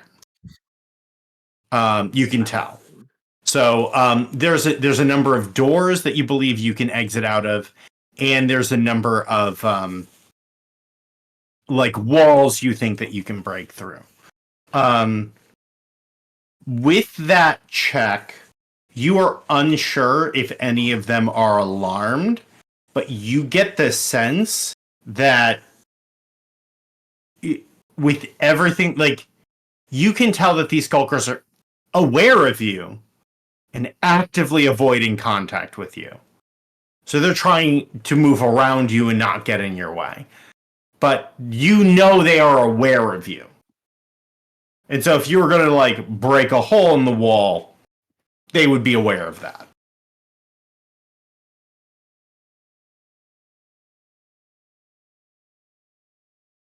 Okay, so we have comms so we can like basically talk in each other's heads, right? Yes, you can communicate entirely internally, and to the best of your knowledge, nothing is listening in. To the best of my knowledge, nothing's in my head.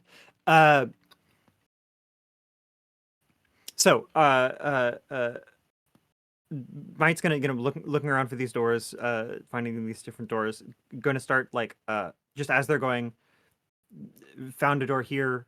Looks like this kind of this level of difficulty getting these are the different doors. These are the different doors. These are the doors. These are the couple of walls. But there's no way that we're getting out of any of these doors. All of us alive. But I have this. They have a one use of scum explosive, which is enough to essentially delete a reinforced door or a thinner wall. And Mike will say, if someone, I think we need a distraction. I can get us a way out, but I think we need a distraction, and I think this will help. That's all. I'm going to go ahead and ask a question that I am wondering, and there is no wrong answer to this. You all have worked together before. Mike, are you thoughtful enough to say this internally in code?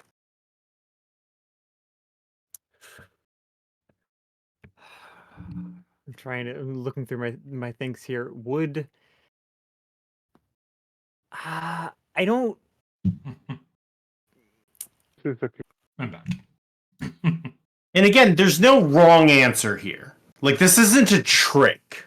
Yeah, I'm just trying to get a feel for it. Because like in general, they do tend to jump on things, but also very much want to have a way out. So like, level of paranoia here is a little bit. Hi. Would you like to try and roll a knowledge check to get a feel for what box is? My knowledge is 0 here, so a little high-low. I right? mean, that's a 19. So you have a feeling that box is a true AI. ooh, okay. Yeah, so like very specifically from your interactions with the stagehand that was trying to work with you,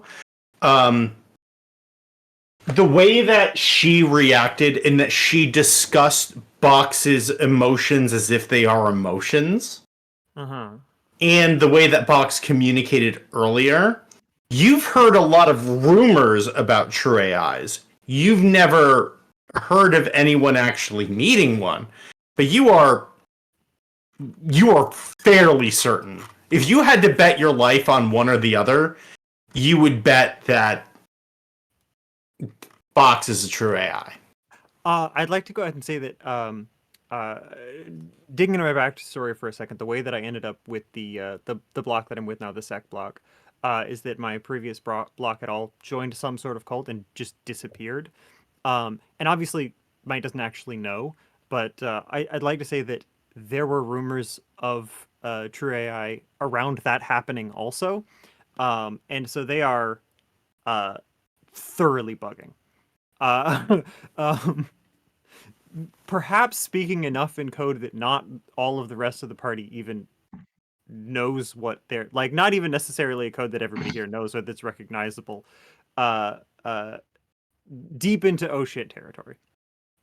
I think that you folks generally get an idea on like that there at least that like there are ways out. There are too many skulkers here for you to just bust out of here. Is the general vibe that you get. Last but not least. Oh, I think we have 2 more people, right? Oh, we do. So next would be Edna. Yes, and you previously offered us some rolls, so I rolled, and that's a 20 on knowledge. Okay. So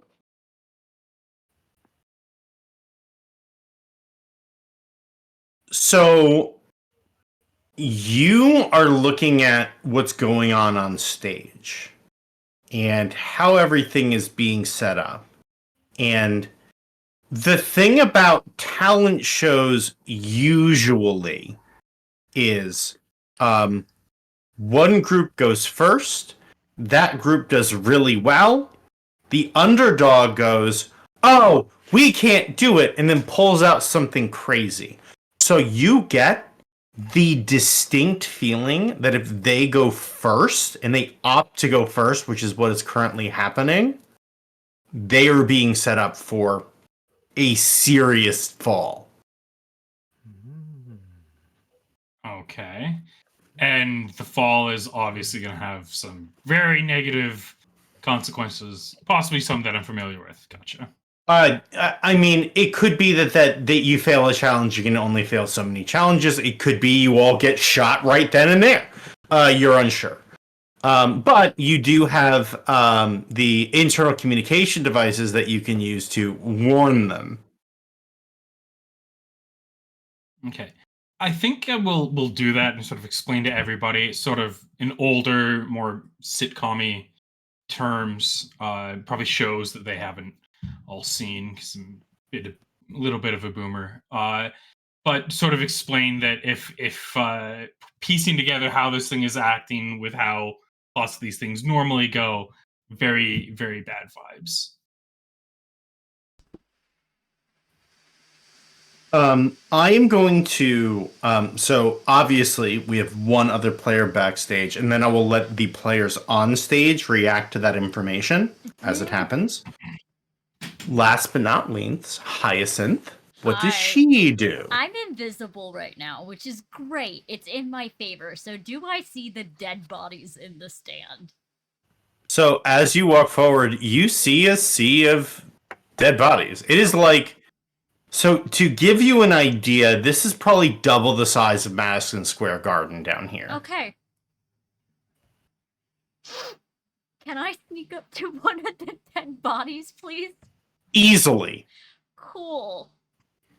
I hate doing this. I'm gonna use my little leaf knife and cut a piece of their skin. And as the commercials from Canada from the 1980s, don't you put it in your mouth? I'm gonna put it in my mouth for my nano thing that I have to consume it. Unfortunately. Oh, I missed the house hippo. Just wish it was not. So I'm going to give you some information as you leave the stage. So as you kind of get down the stage, you pass what is there's a pit, not a physical pit, but like a musical pit. And it's kind of like hidden from the stage because of the way that everything is done. And you see a bunch of so they would normally be called raging menaces. So these are people that have been fully cybernized to the point where they are now mindless. And so they have like robotic red eyes, like sunken skin, mouth full of more like fangs than actual teeth. And you see that they are down here with a bunch of instruments, and then one of them has a chainsaw, which is the revving you heard earlier. Yep. So I'm still gonna do dead cell spirits with this. I'm gonna have to roll basically as if I consume a handful of something dead, I can relive their last moments as though it's through a hazy and distorted lens. I will have to do a test presence of DR14 to avoid taking D6 damage from ego death. So, I can guarantee it's not going to be pleasant. So I gotta tell you, I completely forgot that you had this power. When I did this, I'm so glad. Go ahead and roll me a presence check. Why would I cut the flesh off of a dead thing and eat it? No, I forgot you had the power when I designed this way. And then when you said you were doing it, I went, oh shit. Oh no. Oh no. Uber, it was Ren. So go ahead and roll me a D. So DR12 presence to activate your nano power. 19. Okay. Since you rolled a 19, you rolled that high. I'm going to go ahead and say that will also count as the avoiding ego death, because that's a really good roll. So we're just going to... Cool. This is the curse of the DM. So...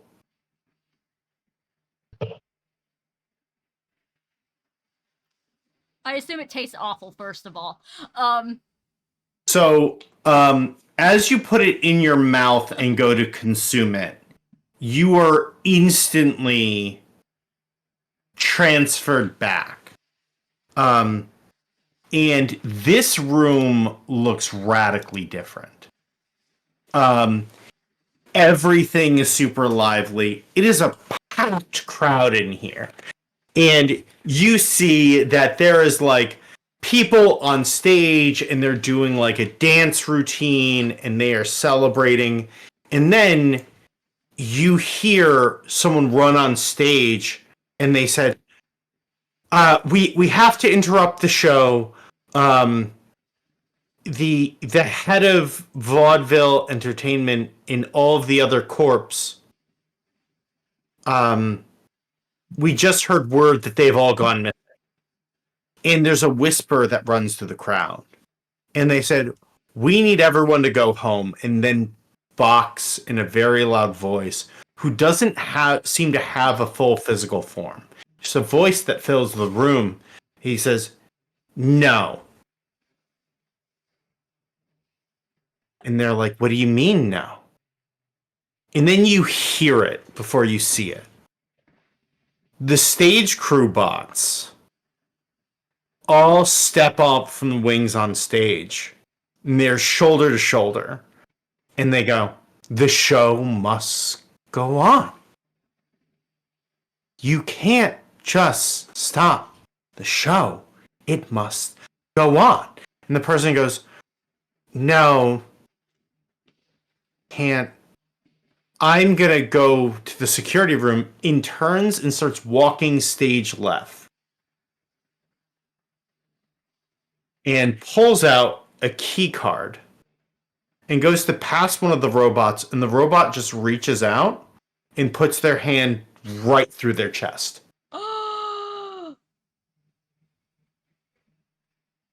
and the crowd all shrieks and they go to stand up, and then their machine gun fire from the back of the crowd happens. And that's when you start to notice the bots in the crowd. You notice that they have not moved at all since this happened. They're standing in the same spot they were that day. Interesting. And then you see the form of Box, holographic projection of the crowd, and goes, "Ladies and gentlemen, you don't understand. The show must go on. The show will go on. The show will go on." And then you're back. We're just gonna sneak back to backstage again, and all you hear, like, lightly on the comms is, "What the fuck, what the fuck, what the fuck, what the fuck, what the fuck." It tastes like ash in your mouth because it has been so long. Yeah. It's just dust and ash. No, all you hear is, like, "I did the thing that I said I wasn't gonna do very often. Box is bad. Box killed everyone here, and we need to find a key card." That's helpful. I'm going to give Hyacinth some gum. I will, So once try I'm that. backstage, be visible again. Take the gum immediately and start chewing on it just to get that taste out of my mouth. Meanwhile, on stage. So, our two party members who are on stage, they are setting up your act. And Dermage, do you want to like say like how you explain this, or do you just like you did kind of hand wave it? Would you like to have that opportunity, or you don't have to? Yeah, I think just expand upon it a little. Just I guess how did I get that knowledge? Was it just sort of, did I intuit it? Is it something I was able to get clues and piece together? So these communication satellites that you were hit with, that summarily crushed you, is full of a lot of old data. Think of it as stuff that is caught in, they haven't refreshed, cleared cache and cookies in a long time. And so much of that entertainment stuff was caught up in that data. And so as you were brought back to life, a lot of this stuff is like imprinted in your subconscious. And so when you're in that moment, you're trying to conjure it up. You're conjuring up memories of things that you haven't seen and you haven't watched before, but is now a deep part of your psyche. And that's where you drew those conclusions from. Can I roll something luck-based to see if I have seen the show that Box was putting on, like the original things that actually aired before the crowd got ixnayed? Yeah. See if I'm familiar. Okay. What D20 for straight luck? I'm gonna say for this, yeah. Roll high. That's a 15. So you are like, these are things from So You Think You Can Dance, The Voice, The Masked Singer, is like some of the TV shows that you saw. And then it's like the end of Revenge of the Nerds, when they have the talent show at the end. And like different old media that resolves that way. And then media that's making fun of that original media, where the resolution to the thing is a talent show. And so like it's all of those things pushed into one.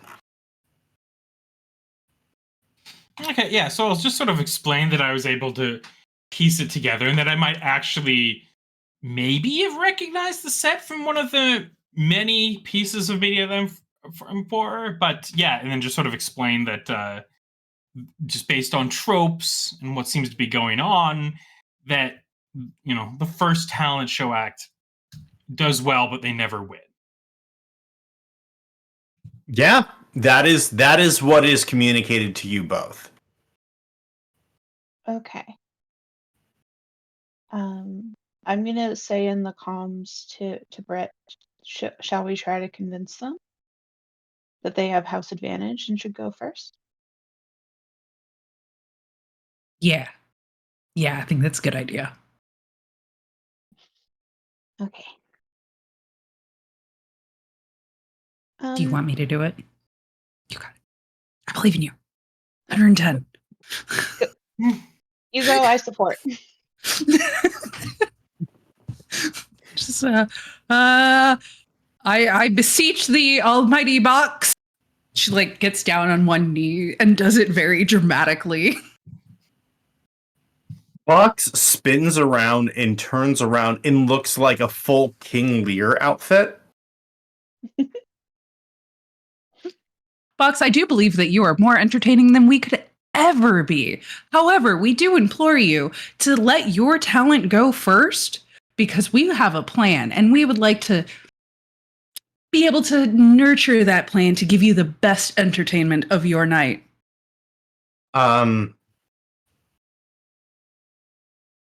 When that happens, you begin to hear the crowd roar, and Box kind of like just looks directly at you and does not say anything, and just goes. And you hear like the crowd is roaring. And you can't quite hear what they're saying, but you can hear that they're all chanting in unison, just. And the crowd absolutely loses it. And so then you notice that all the robots that have been turning into these weight equipments all look at you. And they go, please, clear the stage. Let me show you something really fun.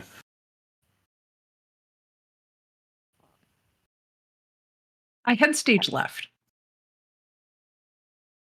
I follow with like a gracious bow. As you folks head stage left and you pass the bots on stage left, I'd like you to roll me a presence check. That's not great. That's a 5 with a +2. 15.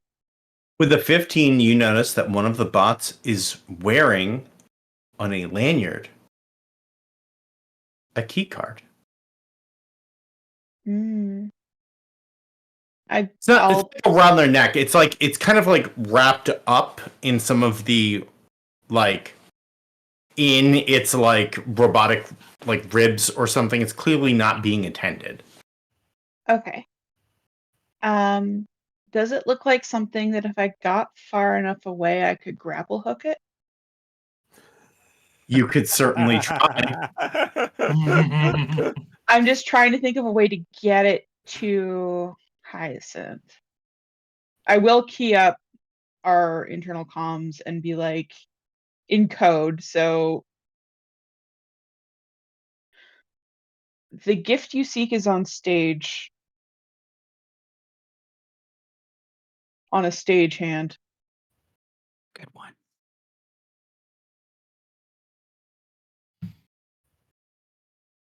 As, Muted. You're muted. I think you're muted, yeah.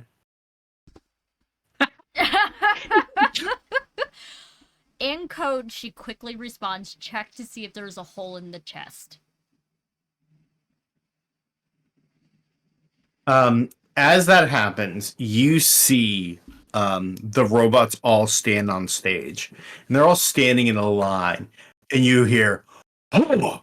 And they all just take a big stomp forward.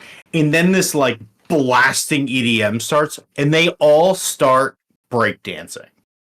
What the shit are we supposed to compete with that? I'm still very focused. Like, Britt is very focused on the task.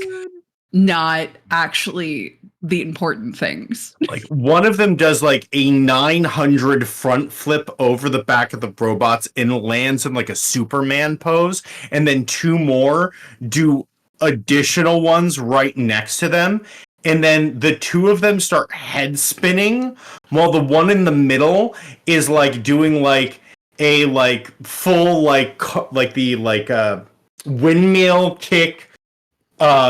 As they're doing that, a robot jumps up and starts doing they start doing head spins on the robots that were previously doing head spins on their feet. So now there are two sets of stacked robots doing head spins on one another. Just like that, exactly. And so that the other ones start, their arms turn into drumsticks, and they pull out what is it? It's not steel drums. It's a snare drums, and they start doing drum line. So they're doing drum lines while the other starts doing head spins, and they at the end they all stop at once and they go, huh. And they all form one giant robot that starts breakdancing. I love this. On stage. And the crowd is losing their shit. Everyone is losing their fucking minds. It is probably the most insane shit you've seen in your entire life. Easily. What in the Zoids? Did the robot with the key card in it start spinning? Because if it's got a loose enough chest that I could see the key card, gravity's a thing. The key card does not spin loose.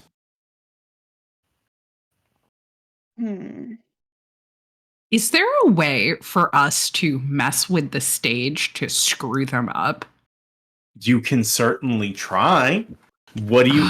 And so, for this action, I would like backstage team and front stage team to act as one team. And so, if... obviously, Might has an idea.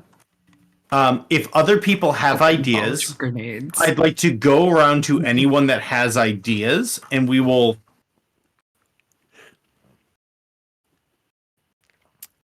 Might wants to drop the lights on them. I love that. Who has grenades? I remember it just... All our grenades are flashbang. No, they're not. Yours. No, they're not. No, two of So us. I remember... Might has 4 grenades and essentially a like thing of plastic explosives. Do we need darkness? So, Might, you get the distinct sense that given your roll earlier and how well you rolled and how you know how well you're being monitored, you have a distinct feeling that that level of affecting the stage might be problematic for other reasons, like you getting shot. My dear friend Hyacinth here, though, is invisible right now. Visible. Right? Oh no, that goes back. I mean, you could be invisible again, but I my believe my DR goes up. But I also believe that because of that, there's specific rules behind what you can do while you're invisible. Yeah. I don't know. Oh, no. Attacks and defends at DR6. The effect lasts for 6 rounds or until you're hurt. No, there's no limit to what you can do. That's a great point. Yeah. Nova, that is an excellent point. Actually, that's a better idea than what I wanted to do, so I might actually do that instead. You could you could plant some explosives. Does anyone else have any other ideas?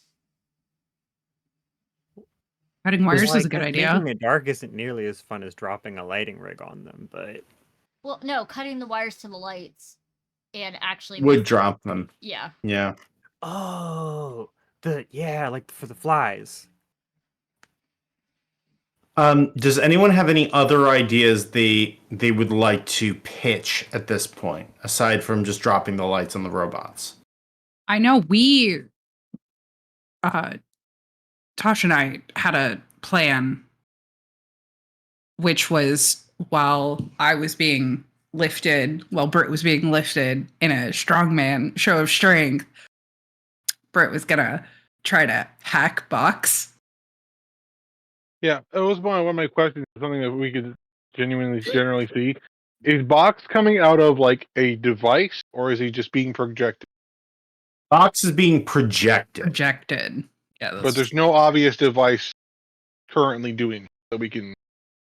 I mean, if you've ever seen images of Madison Square Garden, there is in the center a giant thing of screens. And so something like that is present. It is clearly being projected from that point. Okay. Mm-hmm. Britt, do you have an app on your cyber deck that lets you turn switches on and off or manipulate lights? Let's see. I've got knock, trolley skipper, nearby, and board trigger, which I don't remember what that does, and I don't have it written down. One moment. Okay. I'm sorry I don't have that one written down. No, it's okay. All the No other ones I worries. do. Org trigger. Trying Oh, to, shit. hybridize our Org triggers are ideas really here. Yeah, fun I one think here. that's the one that's the good one too, and I cannot remember what it does, and I'm so mad about it. It's okay. I will tell you right now. Let's go. Honestly, I thought this was the one thing that wasn't really going to affect this game. Provoke a Psy-Rage test for one nearby target.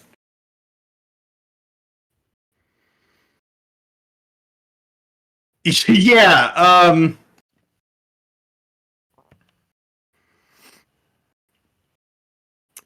You know, you ever? I used the movie Mousetrap. You ever see like when you set off one mousetrap in like a field of mousetraps? yeah. Oh my god. Bounces onto the thing.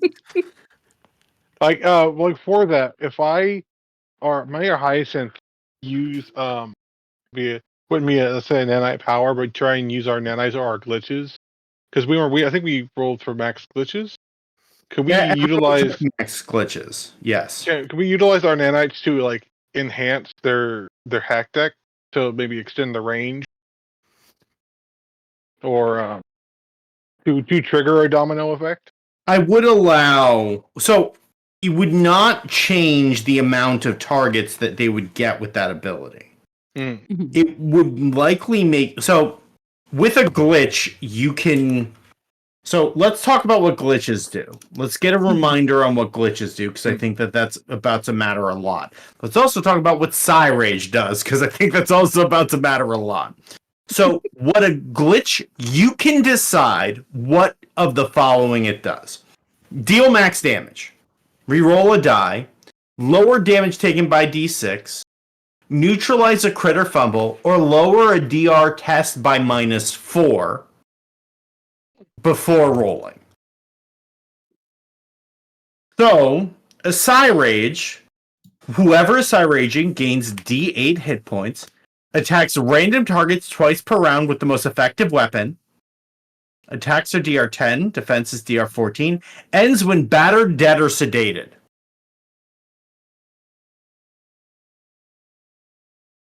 So, what I would say is, if I got nano tests from both of you that succeed, we could use that to allow you to assist with using glitches to drop the DC. But it would also make the Psy-Rage test more difficult.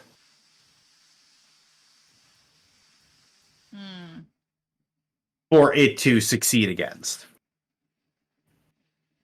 Oh, because it gets a check to not Psy-Rage. Yep. So while the DC to initiate it would be lower, its available bonus to resist it would. The DC for it that it would have to overcome would increase. making it more To likely not be raid or trapped. to raid. So we To can not. To not. to Yeah, not. it has to beat a DC. So it would increase the difficulty. It would have for it to resist. Sounds like a dual positive. If I'm hearing it wrong. Like we lower the DC to initiate, it increases its DC to overcome. Yes, that is exactly what I'm saying. Okay. It is if you pass the nano test, it is mutually beneficial to you. However, if you fail the nano test, there's a chance you would activate an infestation. Which isn't good. But that's always a risk when you use I a know. nano power. Mm. And you both don't have to do it. One of you can, and the other does not have to. These are options. Let's hear all the plans first, because I Mhm. haven't heard anything from Edna yet or Mhm. Tash. Mm-hmm. So the only thing I came up with was that you could find while they were doing their ridiculous robot dance, you could find one and do sort of like one of those like sappy reality cutaway speeches about how you need the win from the money to like go, like rebuild the orphanage or Mhm. something, and sort of stall for time, build up crowd sympathy. That's all I really got. But what you could do without, Yeah. and also fuck up the robots. Yeah, and somebody could do that as a distraction as well to sort of draw Box's attention. So my thought and why I was asking about the apps on Brit's cyber deck is while all of them are busy dancing, they're not going to necessarily be as good at paying attention to what's happening around them. And we could grab the key card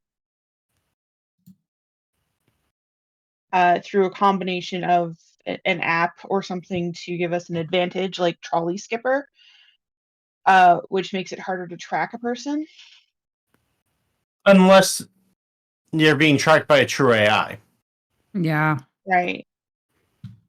Boxes. Damn it. Yeah. Box really is just the ultimate go fuck yourself. Yeah, so my thought was some sort of like improve the stealth or agility of a person to yoink the card, and then we could continue our show as long as we can as the distraction to put the card into play.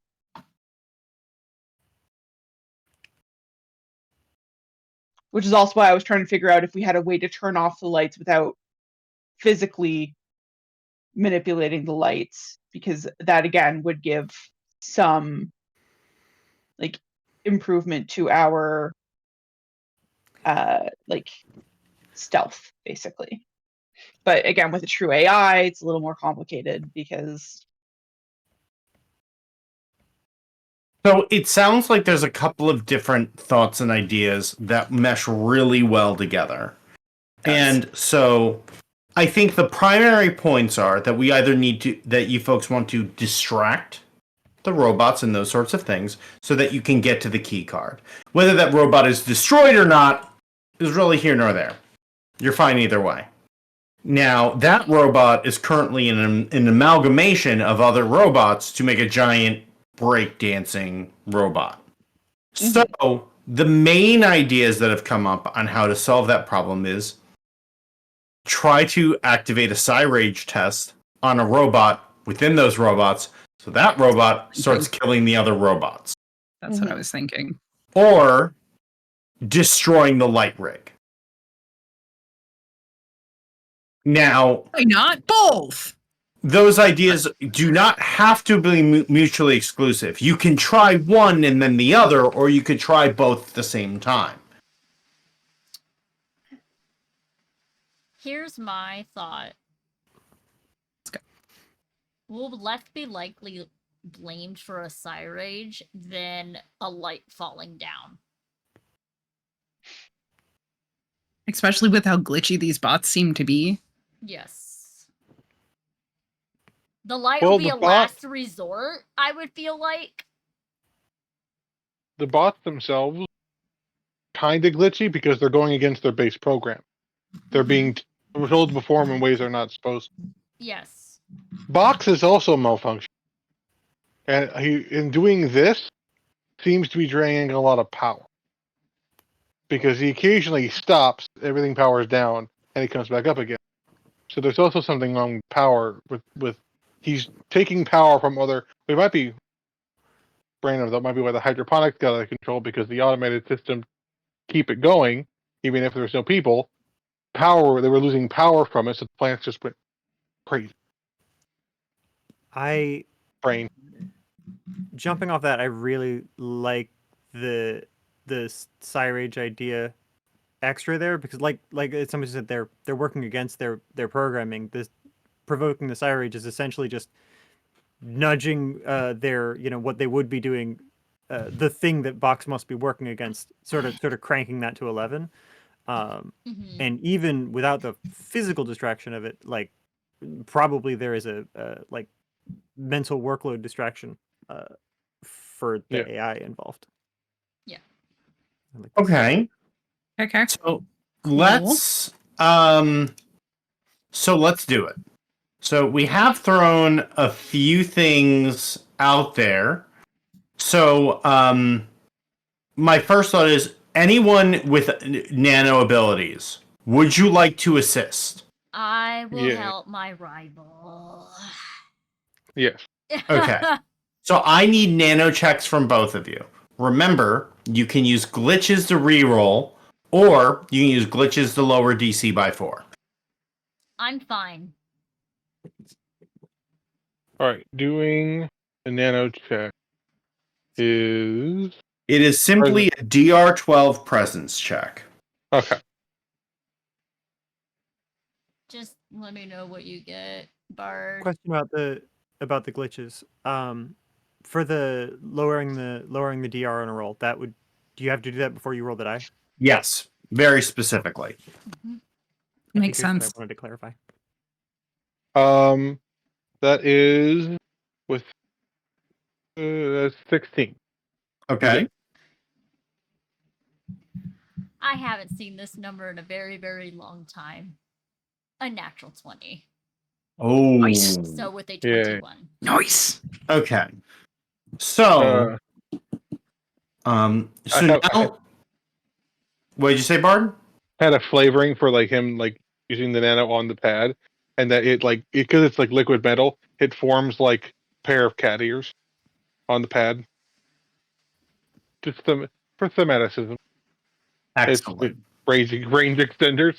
Okay. If we're being So- bougie, mine is pollen, but it looks like glitter coming from behind. So now that that's happened, you folks can use glitches to lower the DC of the check. Whoa. Hello. Well, Welcome I back. hit the wrong button. Woo! I Um, almost panicked for a second. We're good. Everybody's cameras are in place. So the Blacksite. 2 nanomancers can each expend a glitch to lower the DC for the app used by 4 each and increase the Psyrage check by 4 each. I'm down for that. Let's go. Bard? Yeah. Okay. So, I'm going to say, since M rolled a natural 20, it's at a bonus plus minus 2. So, that means that you have minus 10 to your knowledge check to activate this hack. So, please, Britt, roll me a knowledge check DR2. Hell yeah. no. Hell Oh, yeah. Let's go. Let's go. Woo-hoo, baby. That's a 14. Excellent. So, Is there any robot in particular in this group you want to? Which one is the linchpin in this amalgamation of robots? So there is one in kind of like right here. In Okay. the head spin. It's the one that has the key card. Perfect. I'm making our lives so much harder, and I'm so sorry, but I hope that it works. But it was I am funny, going to, in fact, go for that one. So it is going to roll a Psi Rage check. Oh shit! Add a -10.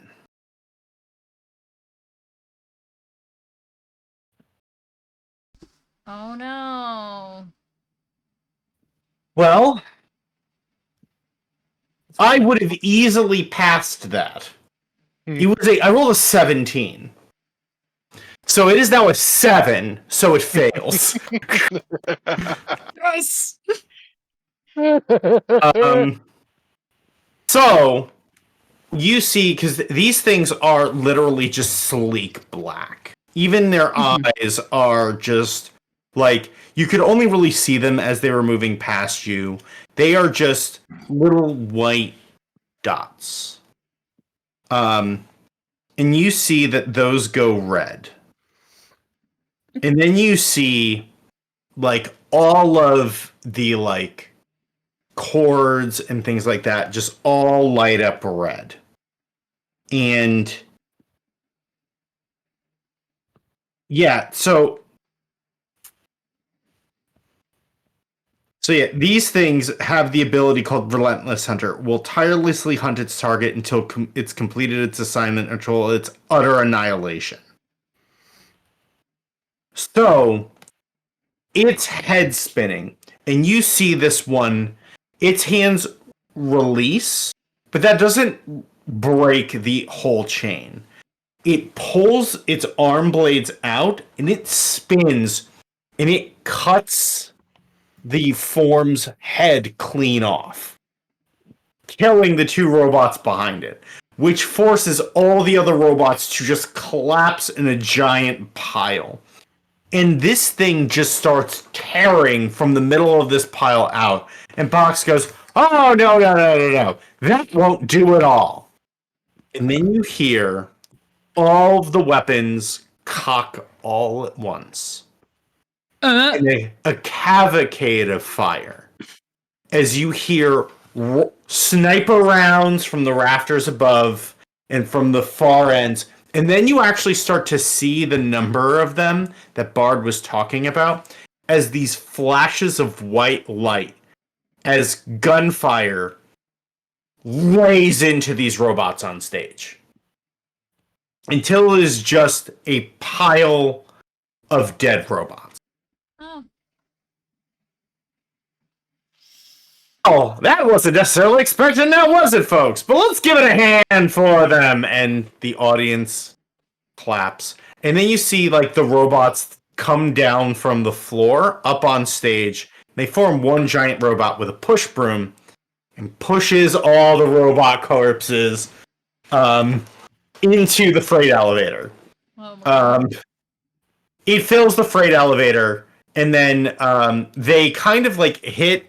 Like, while you saw that there's a bottom that you can manually release. There was no automated process for this, but they release the bottom, so they all just fall into a giant pit, and then they relock everything back up, and they go back into the crowd. Yep.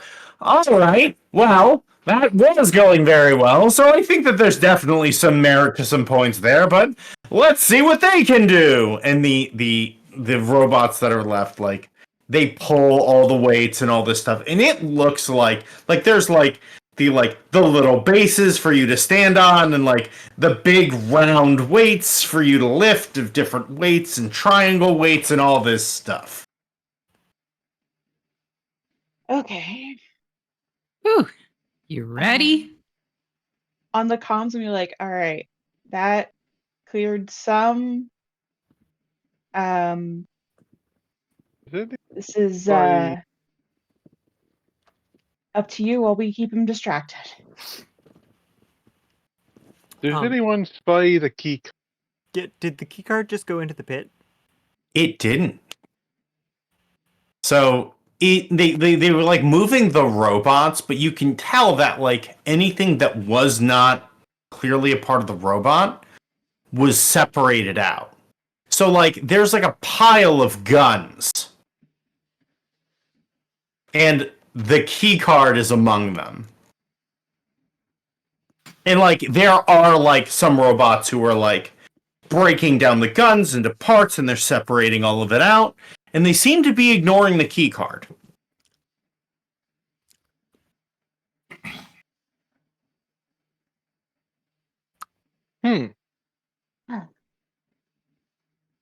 Are any of the guns particularly like extravagantly interesting? If they were stagehand guns, they were. They are all silenced SMGs. So, real quick, Okay. let's do the act on stage first. Mhm. So, for our distraction, tell us about the show. So, Britt will get a comm saying, "I'm gonna have. Are you cool to play the assistant?" Absolutely. Cool. Come back. Okay. So, Tash will put on her best showman poise and take to center stage and try and be real campy about it. Just like, ladies, gentlemen, bots, and all audience, welcome to the Strong Woman Show, where myself and my lovely assistant will show you the wonders of the human physique and what power can do. And Tash will then go through the motions of lifting all of the weights that have been prepared, starting with the lightest, doing tricks with some of them, where she will pick like one in each hand, one like balanced on her foot, trying to lift them as much as she can, just like real showboaty. And then at one point, she'll look to Britt and be like, the only thing more impressive than lifting strong weights is lifting your friend's spirits. And then we'll motion for Britt to hop into Tash's arms so Tash can fully like deadlift Britt. So Britt lays down, like holding her core nice and tight so it isn't like super heavy, but she just keeps herself long, like pointed toes. She's clearly done this before. Are y'all like doing what is the movie? Are you dirty dancing us right now? Yes. If dirty The dancing recipe involves of dirty dancing. sure. And when Tash has Britt fully lifted, she's like, "Do I dazzle you?" And Razzle then dazzle, baby. back down, back on feet. And then we'll just keep lifting heavier and heavier things. I would like you to roll me. Well, so I think for most of this stuff, including like the two of you, I would like you two to work together to roll your choice of agility and strength for Mhm. the lift, the group lift. Okay. I will roll agility because it's my best. And I will roll strength because it's my best. Excellent. 18. Well, I was saying it was my best. That's a 6. That's So 3 on the die. Plus you 3. can use a glitch to reroll.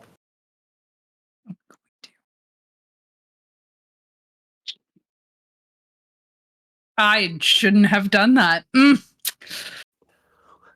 I rolled a 1. Oh So- no! As a hacker, how many glitches do you get? Not many. D2. Would you like to use your last glitch? Nope. Can I use a glitch to neutralize the fumble? You can! I'm donating a glitch to neutralize the fumble there.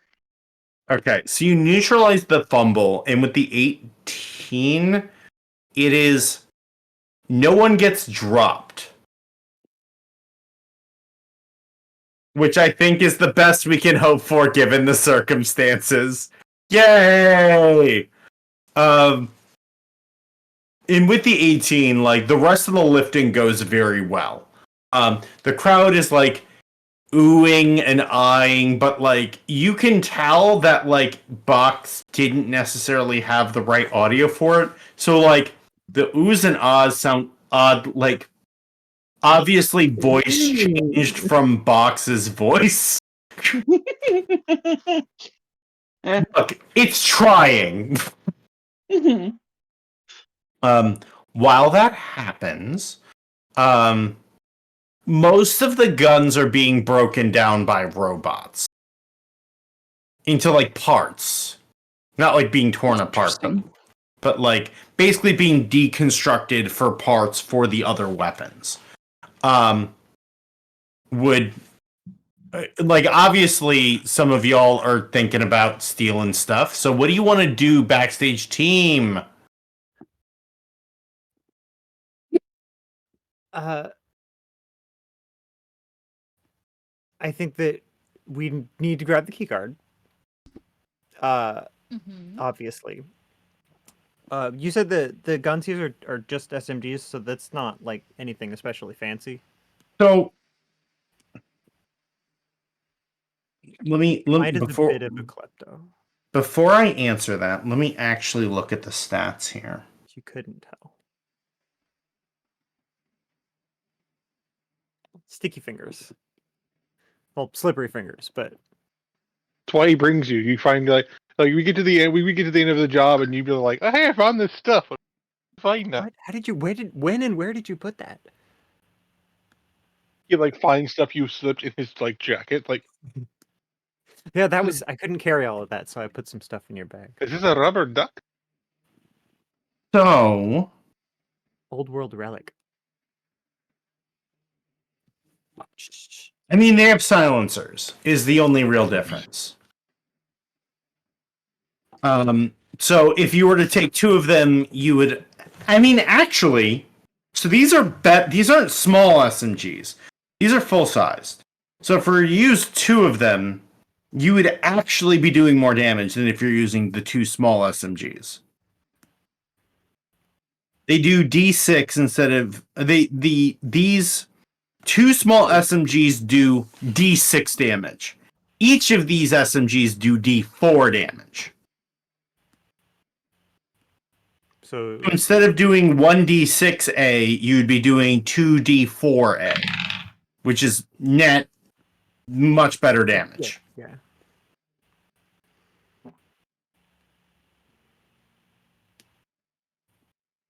So while you think about if you're going to try and swipe them, because I can tell that you're like, I think probably doing the they're math probably there. not fancy enough. If one of the rifles was in there, definitely, but no, the sniper rifles did not make they're it all in there. upstairs. Yeah. Yeah.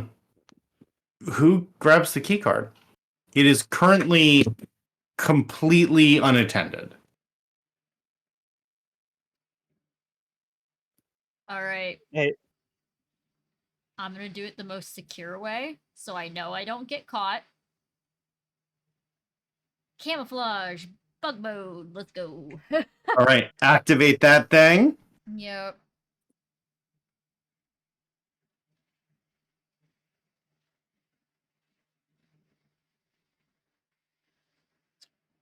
Let me math real quick.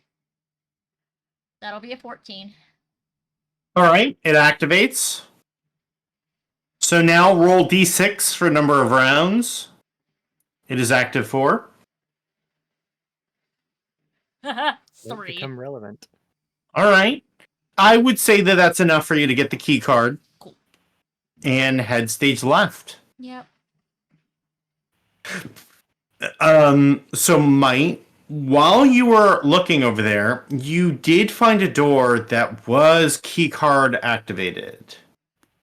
It looked very, very old. So you weren't like looking at it initially. You're like, I don't actually know if I can hack that, because it becomes the problem where like if tech is too old, you can't interface with it properly. Right. It's not a mechanical lock, but it's also not a truly E-lock, but gotcha. I'll point the way to the door. That's easy enough to do.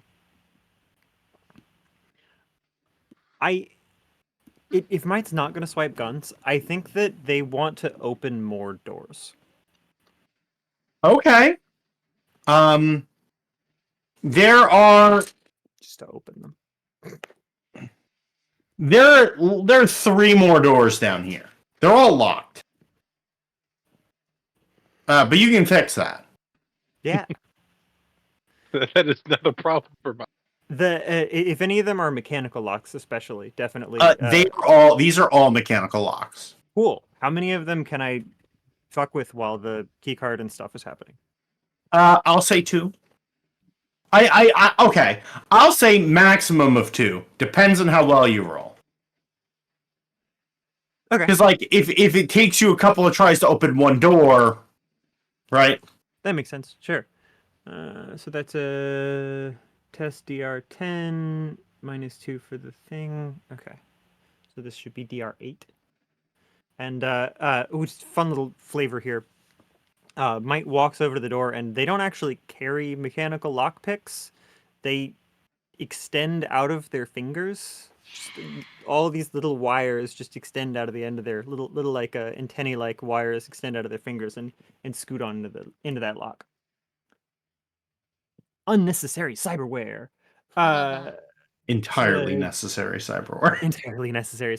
So that's a 17 total on a DR8 roll. You can break into them both. With that roll, it's literally double. You have plenty of time to pop those in. The first one is literally like it's a prop closet. It seems like it's about a mile long. It looks like a warehouse. It is just full of all of the props you can possibly imagine. Oh no, the mind boggles. All of the things that could be in there.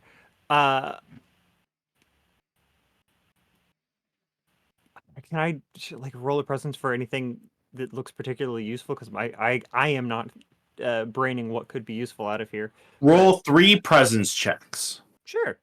And while you do that, the other backstage folks, Emma's headed for the door with the key card. What are the other 2 of you doing? Actually, I was gonna hand the key card to Edna. Okay. Cause that's bestie. And it thanks you and puts her sort of hand on the hand, just sort of like a very. Oh, you very feel demure something slide way. into your hand. Yeah. It's very, very demure, very graceful. Yeah, and then Enna is going to nonchalantly drive a 5-ton-ish war machine towards the keycard door. Also, now realizing, how is Odette going to get through this door? Odette isn't. Okay. Okay. Let me rephrase. While the door remains the shape of a door, she will not be able to get into the room. That hurts on a very deep emotional level, but I did pack a motorcycle, which is actually more of like a terrifyingly fast Vespa, and that would probably get through the door, so I can still be easily. mobile Yes. Afterwards. I'll stay. I will. I will attempt to assist. I will assist removing the Vespa and getting it off the ground. Just like lift it. Aaron's got like +2 in strength. See, the way you So- said pack, I'm just imagining this Vespa coming out of like Hammer Space. Just here's my motorcycle. No, it's out of the swan's butt. Mhm. That's the egg. Got Alright. it. Mhm. For a minute, it's just Aaron like handsing around the goose's butt. Like, where's the trunk button? Trying to find the trunk button on a modern car. Yeah, Like, so sort of before all this, I think Emma's gonna try and like nonchalantly swipe the key card, just sort of like in passing, try and see, like, just as sort of like use Odette as like cover, and is just like she's just walking from here to there, but they're gonna just try and see what happens with this door. Okay. Roll a presence check while you do that. That's my second highest skill. It's a 0.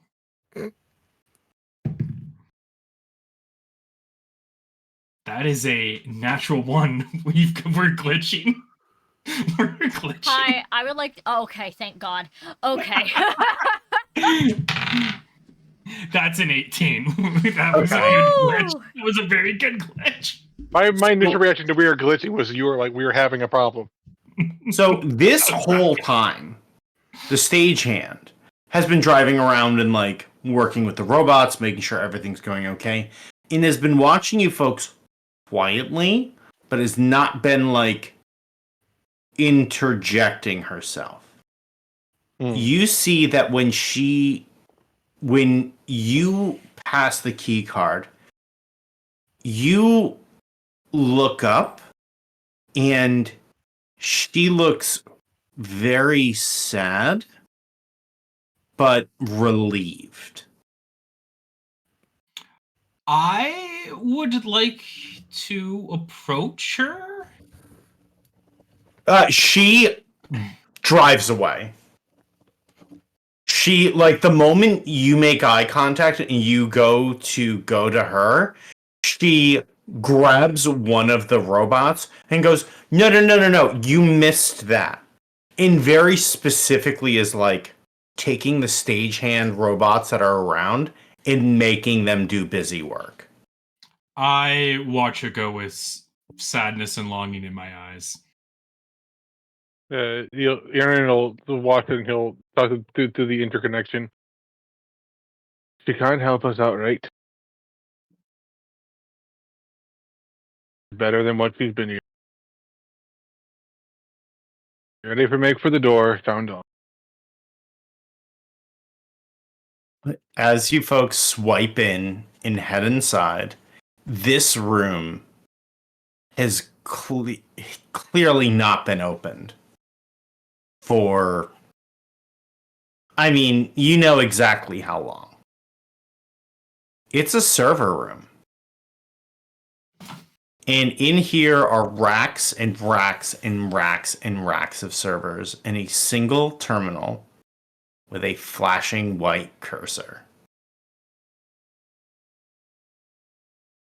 Question. Is this terminal with a flashing white cursor a clear shot from the door to, like, is it, if you were looking straight in through the door, would you be able to, I don't know, fire a cannon at it? No. But the server racks are. Okay, because swans have very flexible necks. So it is, so the terminal is on the far right hand wall. So it's like you open the door and there's racks going back almost as far as that warehouse was. So this is probably one of the largest server rooms you've ever seen, which is saying a lot. You folks dive into these places for a living. In the cursor, the monitor in those things is up against the far right hand wall, and you see that it's a computer terminal, and around it are all these there's a picture of a woman and her family, what looks like her wife and 2 kids. You see that on the desk there were flowers that have now wilted and long died. There are like post-it notes everywhere with like reminders and all sorts of things that are happening. Like, remember anniversary in 2 weeks. Like all sorts of things like that. Hmm.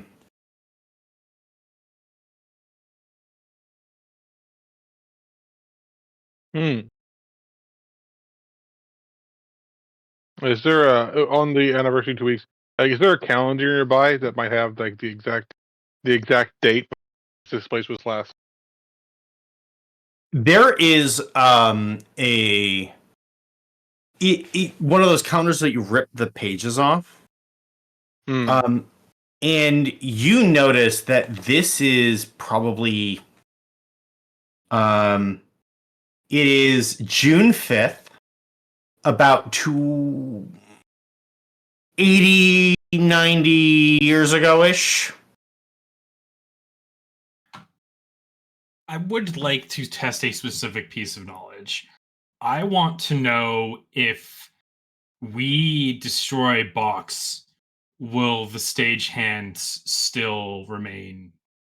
I'm not sure if she's functional, like a cyborg or whatever. Like, will she live without him? Roll knowledge. That's a 19. You think that she seems to be her own autonomous unit. The Vespa's got a sidecar.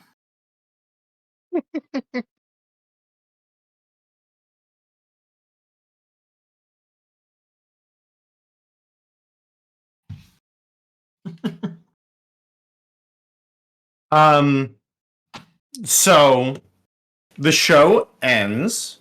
You folks do like the lifting things like, excellent, thank you all so much. Big round of applause. And the crowd roars like, all right. So we're going to take a brief intermission and then we're going to go into round 2.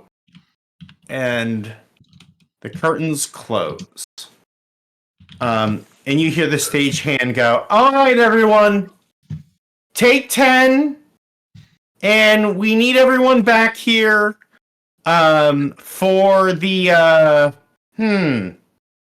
and looks down at the pad in her arm and her face gets very serious and it's like, the deathmatch portion. Excellent. And like drives past the two of you and like nods towards stage left. Okay. I'm gonna go stage left again. We just go left. Mm-hmm. And you folks see the door that is open. You folks see Mike walking out of the warehouse with. How'd you roll? I got a 2, Okay. a 3, and a 19. Okay. So Ooh. you find a lot of weird, fancy clothes that have no actual value, but just look dope as fuck. And like some of them look like they are like insect costumes. So like different, beautiful, iridescent pieces and things like that. So like things that are cool that you might like, but nothing that is necessarily valuable. What you do find is an endgame class exosuit. It's equipped with multiple customizable injectors, jump jets, motorized joints, and more. It is basically a full exosuit that you can get in. Ah, man. That's amazing.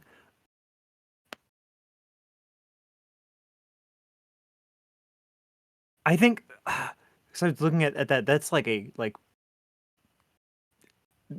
that's not something that Might would want to wear. I think, because it's just like you put a slimy little bug in power armor. What are they going to do?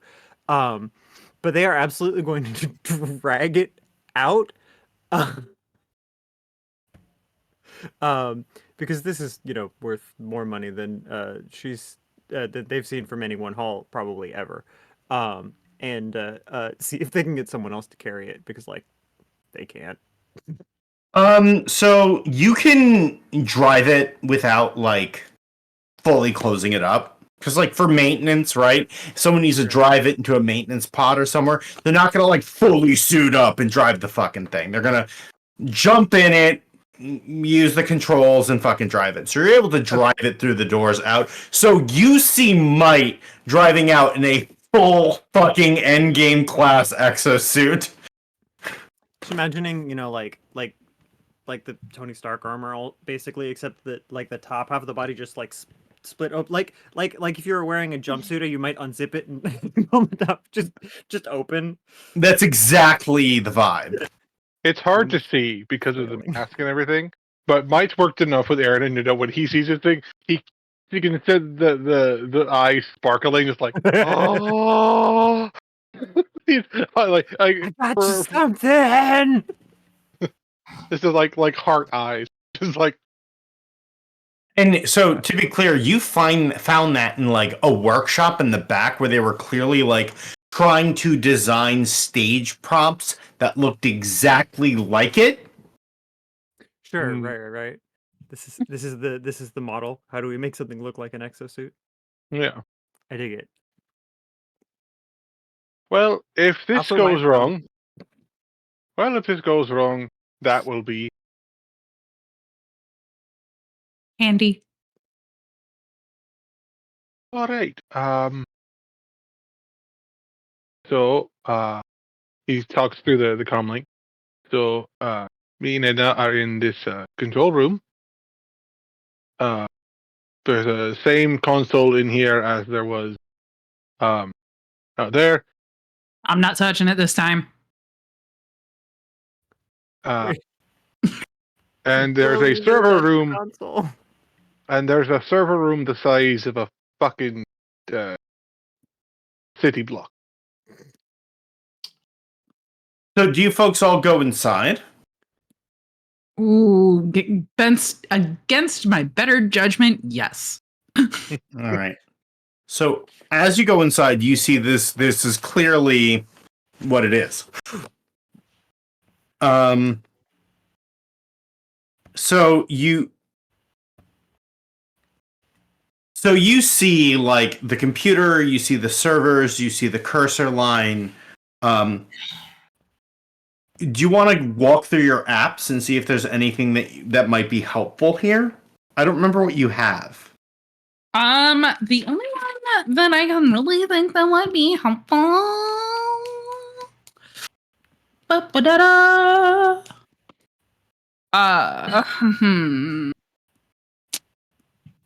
Now, Throw through what you have. Yeah, just read through them. Let's talk about them. So I have knock, I have trolley skipper, nearby, and Borg attack. Or board trigger, sorry. So the only one that I can think of using would be nearby, but that doesn't feel like is appropriate. Because I really want to get into the system to see what it is. I have my suspicions. You can hack without the apps. You absolutely can. Yeah. Yeah, I think I just want to go and do a deep dive on this system, because it feels like it's just an old entertainment whatever that has gotten stuck in a loop because the satellite that was controlling it crashed. Yeah. you can fully roll a knowledge test DR12 to try to to hack this thing. Using your deck. Could do it. Now, that's a 13. That's enough. Yeah. So I won. You realize that this is actually much, much worse. Like a foot of dust off of it. So, as you hack in, you realize that Box was designed to be a show in a box. It is I have a feeling. It is, you say what you need, what you want in a show, and it provides everything that you need. You just need an audience and a cast. And it is designed to use the robots to build and design everything. And so in order to do that, they were like, hey, why don't we just use AI and it'll just iterate for itself so that it can create the additional seasons and everything else using all the data it's been able to glean from the audience reactions and everything else. And it has global connection across the world. And so what it can do is it can access the satellites to access the data from who's watching what, who's enjoying what. You know, force their RCD devices to make them vote on 1 to 5 how much they like the different shows and be able to iterate the different changes over time. And so it is constantly seeking the feedback loop of creating something, gain information, iterate. Mm-hmm. And doing that over and over and over again. And when it stopped getting that feedback, you see that the extremeness of the content increased dramatically because it was trying to get a reaction and was not receiving any feedback. Fucking rage culture, man. Ugh. Well, that's how a lot of those kind of things Becomes started. noise eventually. It's like you see it in like the media of like death game movies and shows. It's because the hedonistic descendant, like we want more and more and more and more. And when you're not told to stop, you just keep going.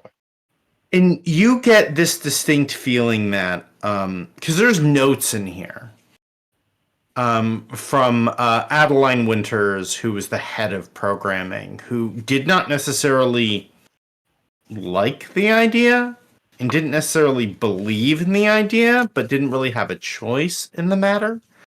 Towards the end was like, it seems like the iterative nature of Box is leaning in a direction in content that I don't necessarily agree with. Mm-hmm. And I'm concerned for where that could lead.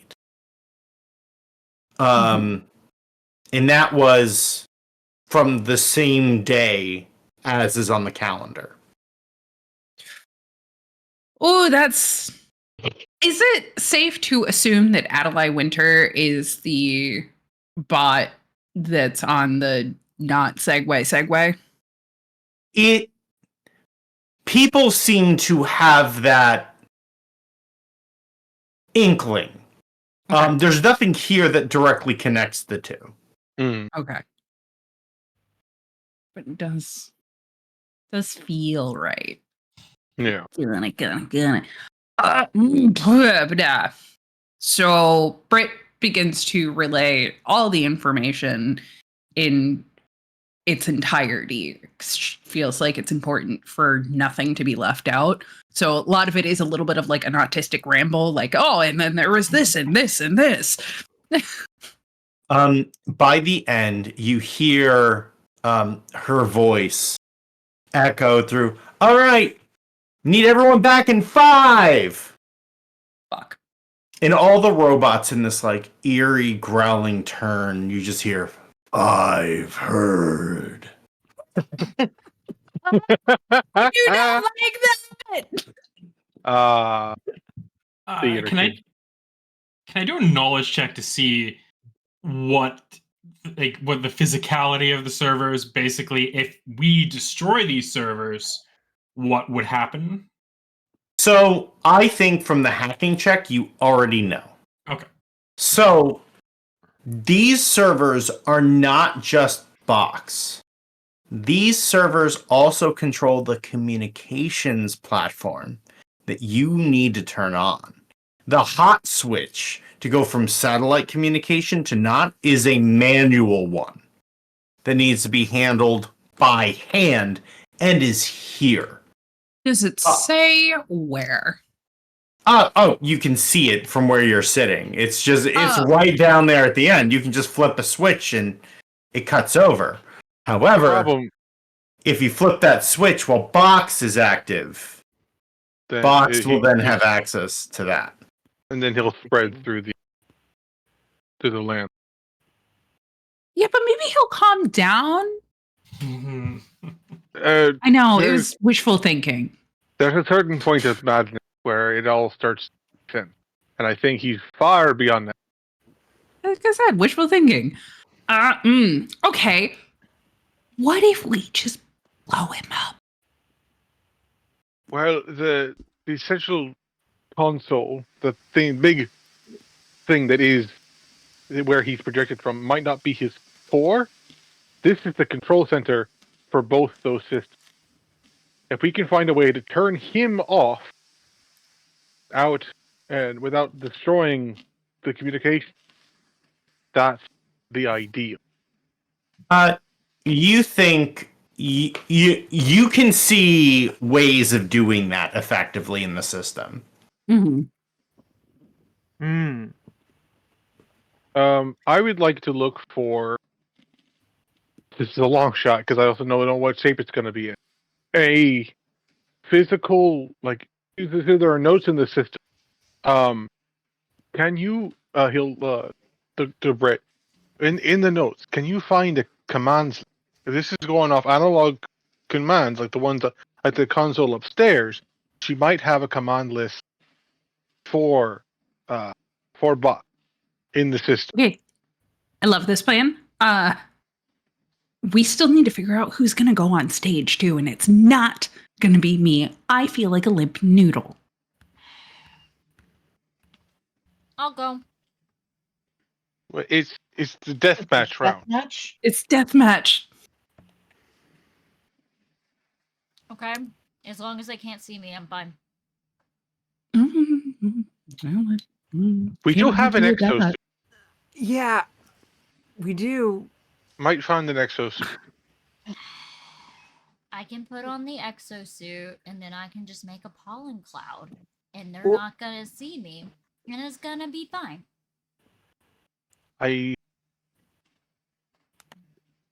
Why doesn't somebody go out in the exosuit? And The somebody real go out in question the is, if there's two of us, will they make us fight each other and then we can just milk or what? Drax? You hear a deep rumbling from somewhere beneath you. Oh, And then you hear the crowd begin to chant blood. And then you hear the freight elevator move. Fuck. No. What? I thought you locked that. I did. Well, they I saw unlocked it. okay. Well, we gotta find Uh. that commands list. Yeah, I'm rummaging through papers, trying to find whatever I possibly can. Did it go up or down? From here, you aren't sure, but considering the rumbling you felt was down, you kind of assume that it went somewhere below you. So whatever they're bringing up, he might be bringing something up to fight it. Which, Please finish what you're saying. which, given that everything we've seen go down that chute is a bot, probably some sort of horrific murder machine amalgam. I'm not liking this anymore. I'm not having as much fun as I once was. So, given the check that you already did to access the system, you were able to access the command line as well. Okay. Is it in there? I mean, that's a long Yeah, shot. there's a full command list that is in there. You are seeing some ways that you could potentially try to disable Box. However, Gonna make them unstable, isn't it? given what you know about those AIs, it is very possible that as you start, it will notice. And so you are going to have to roll some head-to-head checks against Box in order to take Box down. Now, I will say Other members of the team can assist in distracting Box through a number of different ways, if that is what we want to do. I'm going to be here trying to do what Britt tries to do best. Physical Alright. computers aren't her Hey. things. Apps, yes. Physical computers, not so much. I'm willing Makes to pay sense. distraction again. Hi. Well, yeah, now you're all warmed up and ready to go. Yeah. We might. One of us needs to stay here with Britt to enable Probably the nanos. excuse for The that, most yeah. the most proficient in the in robotics and computers here.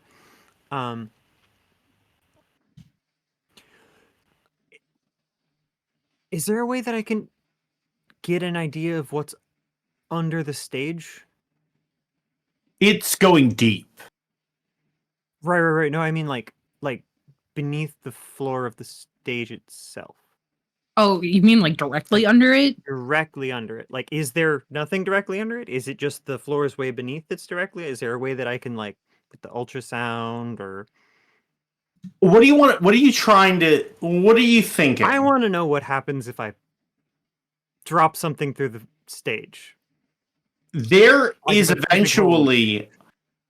eventually a heavy concrete floor between floors, but the stage itself, there is area under there that it would collapse through.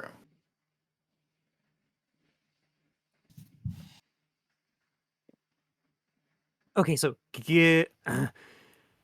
given the way that we know that it made everything more and more extreme, right? So whatever's going to come out for the deathmatch thing is definitely just going to murder us all if we just try to fight head on, yeah?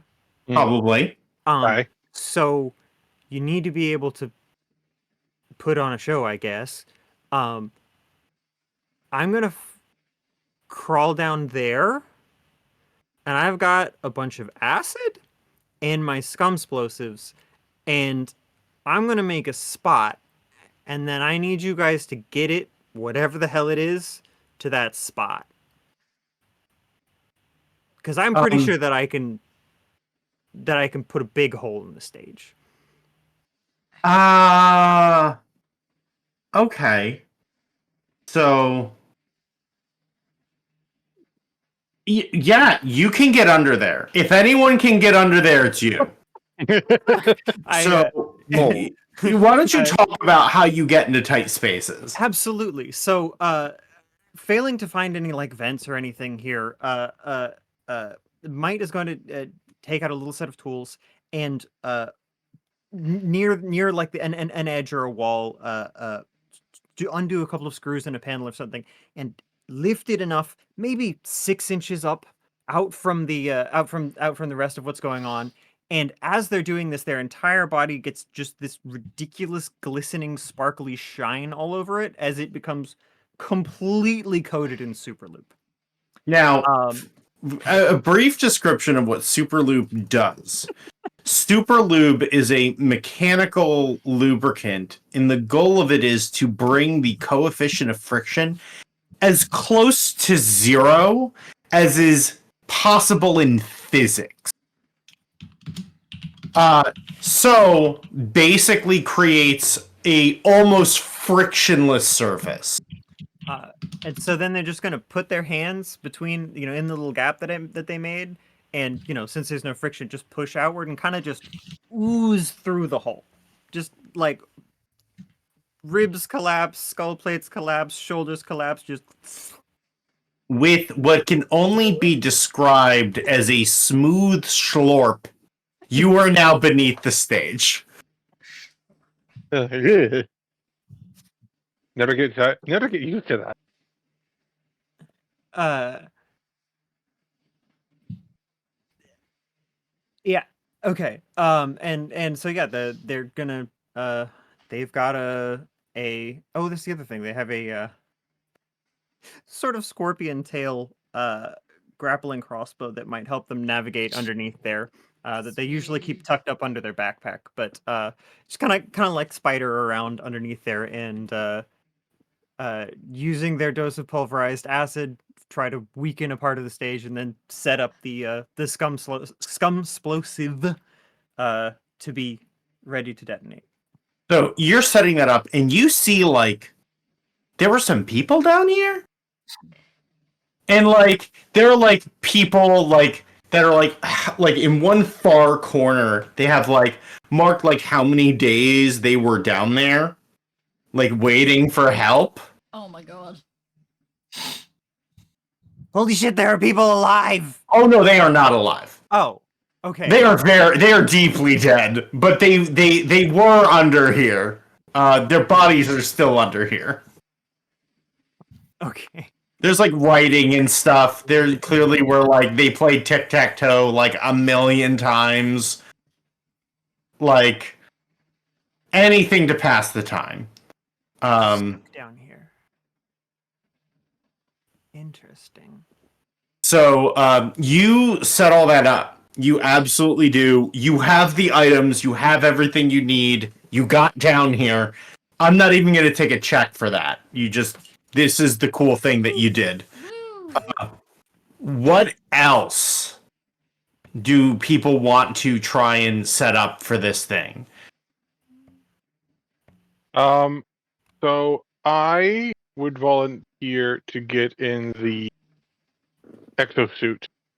My nano ability is also good for like good combat wise. As long as I can still access my too many knives. And I have my nano ability, which does the frost damage. Mm-hmm. So it has some additional bonuses there. And I will know, since I've worked with I worked for, I can't remember everyone's name. Might. my brain, sorry. I work with mine enough. I'll like, okay, this is about where they would set up their trap, because we've probably done this before. Like, Yeah, on the coordination, the bait the and switch coordination. here. Like, I'll be able to get it into position, and with the exosuit, I'll be a lot more durable. And if I need to heal myself, I'll just target it, and then target myself, and then steal its health. At least like great big distraction. Everyone else can whack at it, roll that stuff.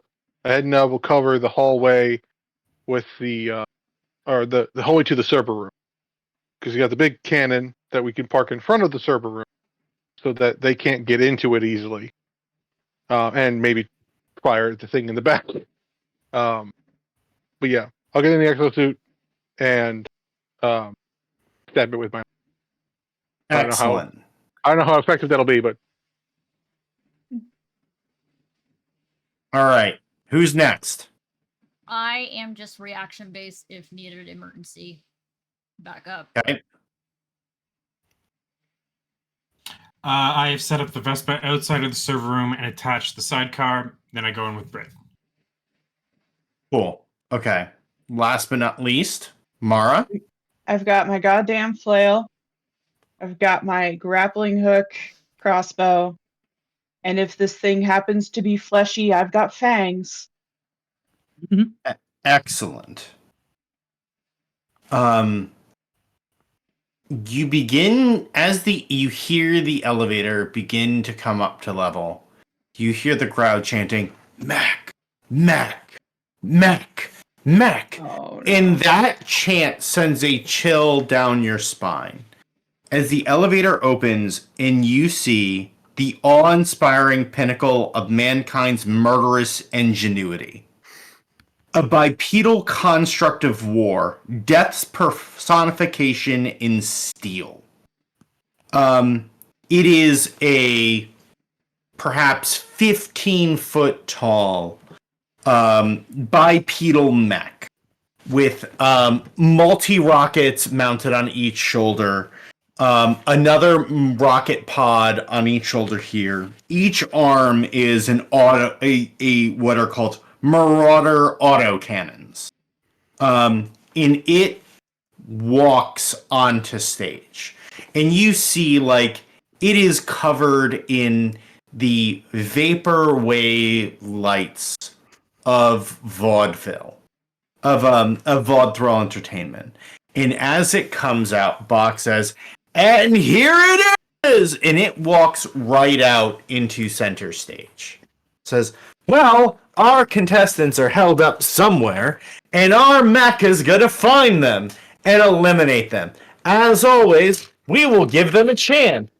How many seconds before it rampages?"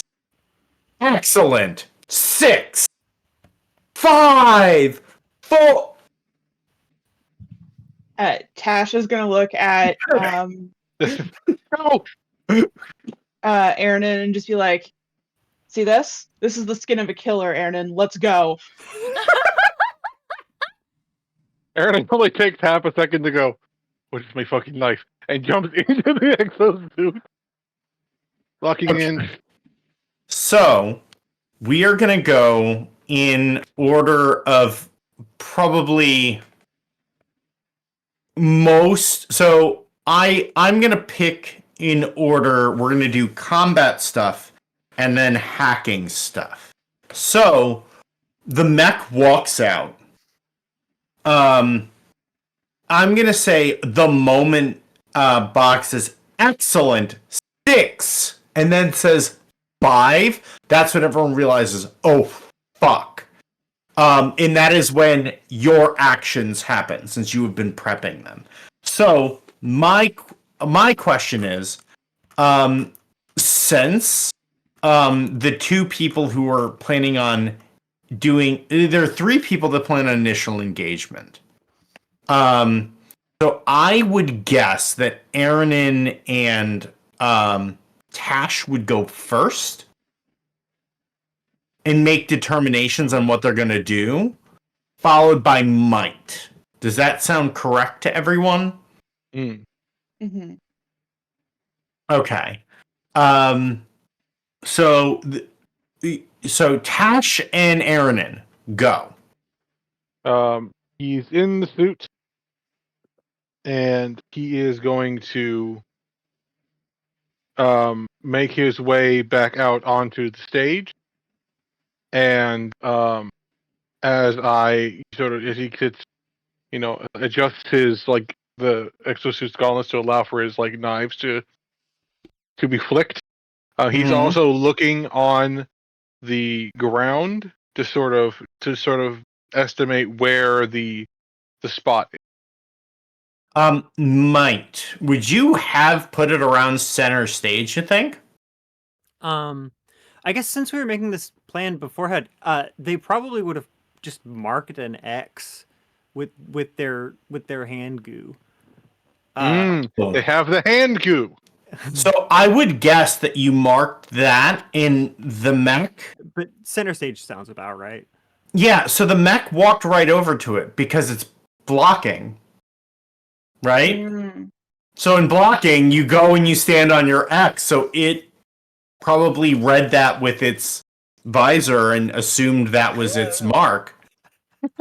That's what you do, right? That's what you do. He looks at it and goes, "Mate, are you far away enough from the in the comms?" He's like, "Mate, are you away from the explosives now?" Close enough. Is it time? He stood directly on your X. Let her rip. Cool. Might definitely only just set these explosives. Oh my god. So is probably less than a body length away from it at the time and crawling away. So not exactly ground zero, but close. So yeah. We're gonna hope for the best. Okay. But they'll detonate. If it's time, it's time. Okay. So are you going to use your Chill of the Void first? Yes, I'm going to use my Chill of the Void to damage it, so gunk up its its bits with the ice, and then once that takes a hold, giving Mike perhaps a few extra seconds to clear, to backblast area clear. Okay. So go ahead and roll. All right. That is R. No, you have to roll DR14. Yes. It's I rolled DR12 to activate. You rolled yes. DR14 to D4. I'll roll the D4 anyway, even though it's one target. Yes. Since That's you a one. used that's a natural one.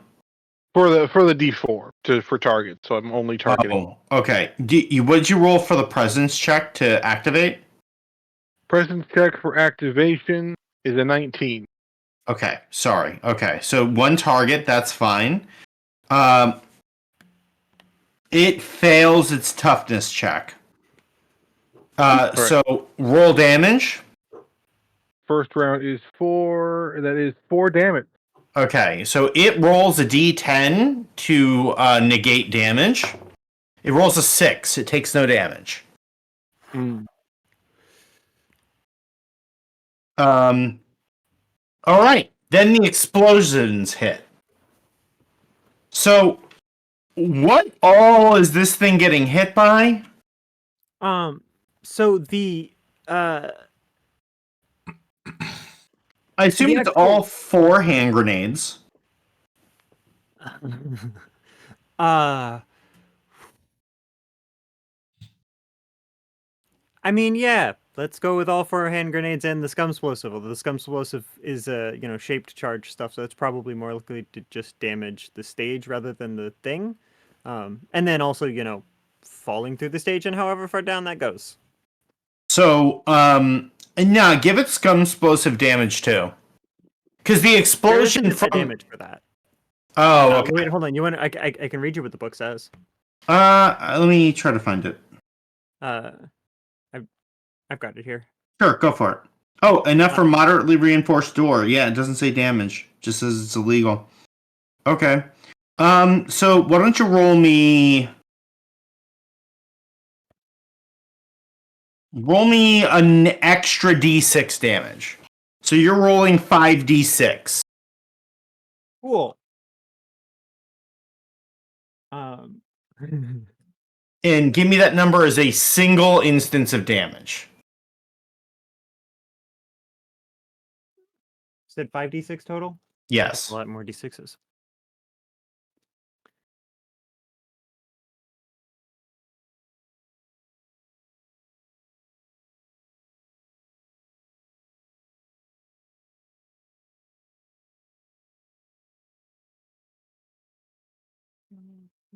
Wait, are you 13, 14?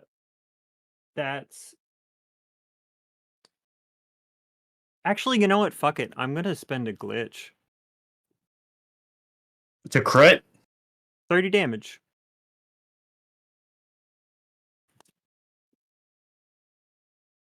Okay. It soaks 8. I didn't kill it. Well, that's 50 HP. So Yeah.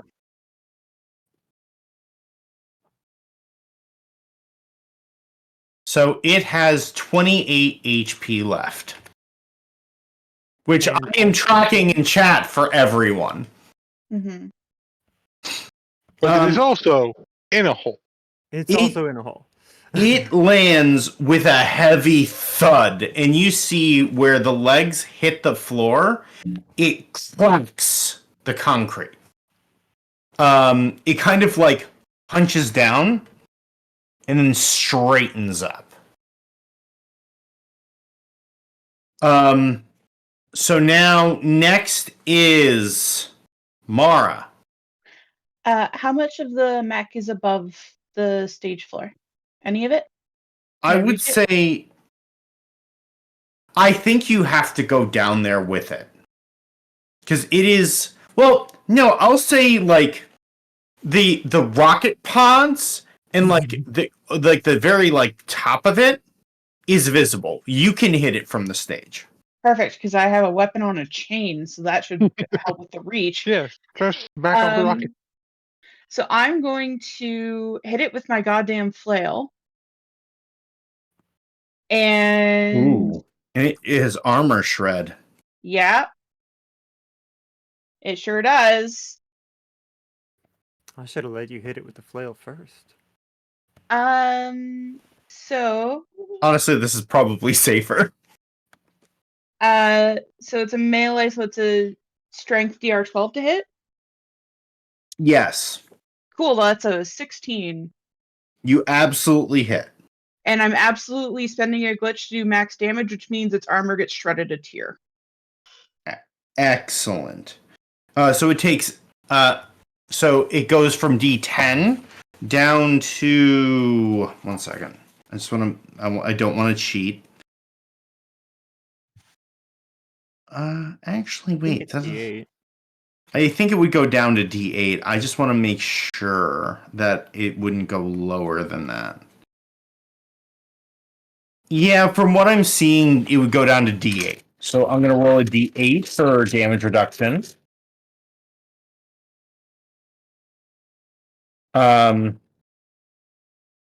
Oh, there we go. There's a D8. Wow, I'm rolling like a... Oh, no, that's a 1, not a 6. Oh, no, wait, sorry. That is an 8. Sorry, the die has like a special symbol. So I reduce 8 damage, but Okay. its armor is shredded by a level. Down to Cool. from D8 to D10. So that does help. So all of you have acted. Hyacinth, do you want to do anything? Yes, I have a smart gun. Since it technically has auto fire, if I hit it, I can do it up to 3 times. Yes, you. Every time you hit, you can fire again. Yeah, we Up to are 3 gonna shots. pew pew. Wish me luck, guys, Absolutely. because my agility is a -3. So yeah, we forgot about that. Okay, Call bug. Big first gun. one is a 13. That's enough.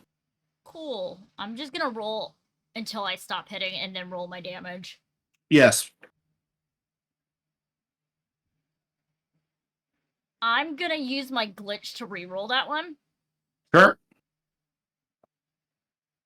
Okay, that's better. That's a 14. That hits. That's 2 hits. 1 more.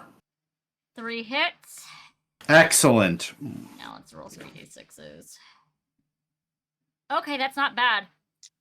That is not bad. That is 16 Okay. total. So it would. How does will damage separate work the on totals. auto fire? Ah!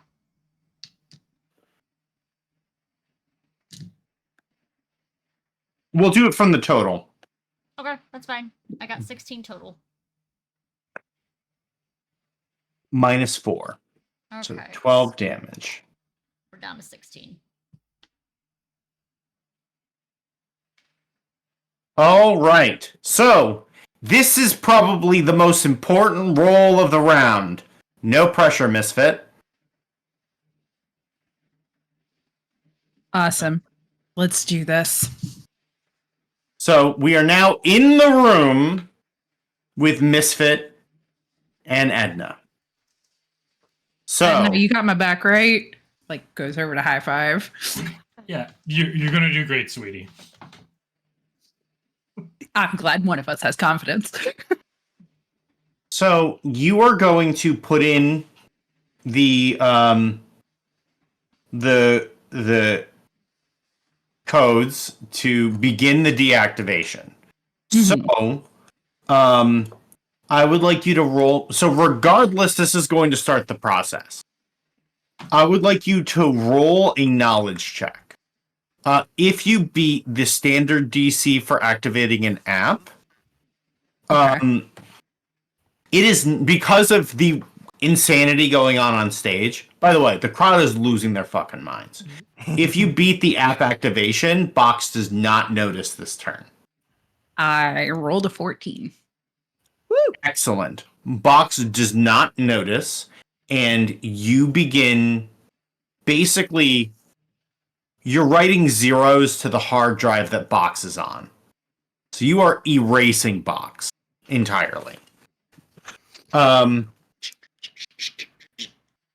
crowd Fingers is flying across the keyboard. the crowd is losing their minds, and Box goes 5, 4, 3, 2, 1 as the explosions happen, as all this stuff happens, and then you hear the mech, like the lights on the mech activate red. Oh shit. Got a question and some actions before, if Yes. I may. Can Yeah. I activate Odette remotely? Like remotely being like 20 feet down the hallway? You have to be on it. I don't think it says that. It doesn't say that, but I don't know. Have you? You're the gearhead. Did you engineer it to do that? I'm fine. The answer is yes. You did make it out of there would be satellite parts. some remote functionality, but I would probably have to. I would say if I was demon, I'd probably have to do like a knowledge check to make sure that I'm activating it in time.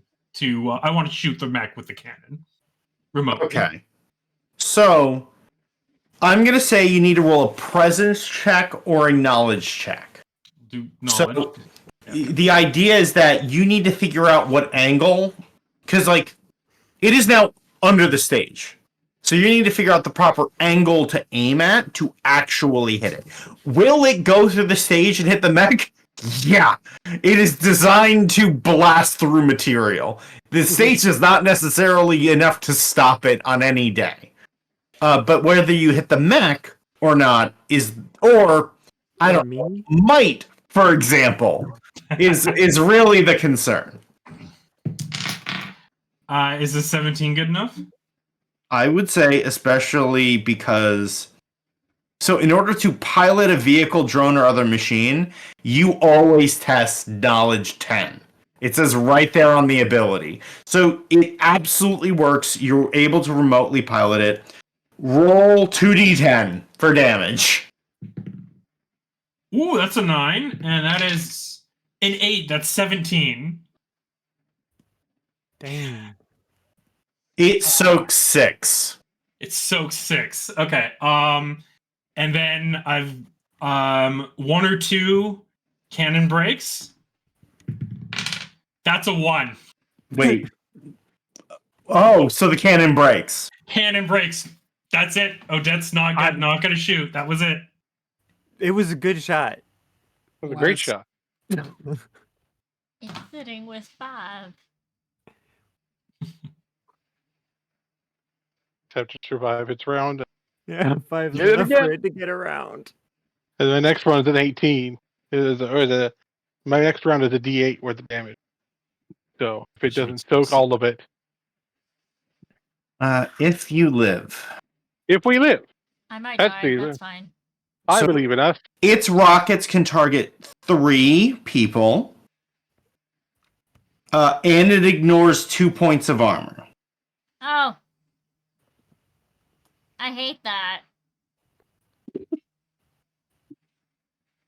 But so So my whole armor. Right? So- Most our whole armor. The exosuit is first. Oh of course. god.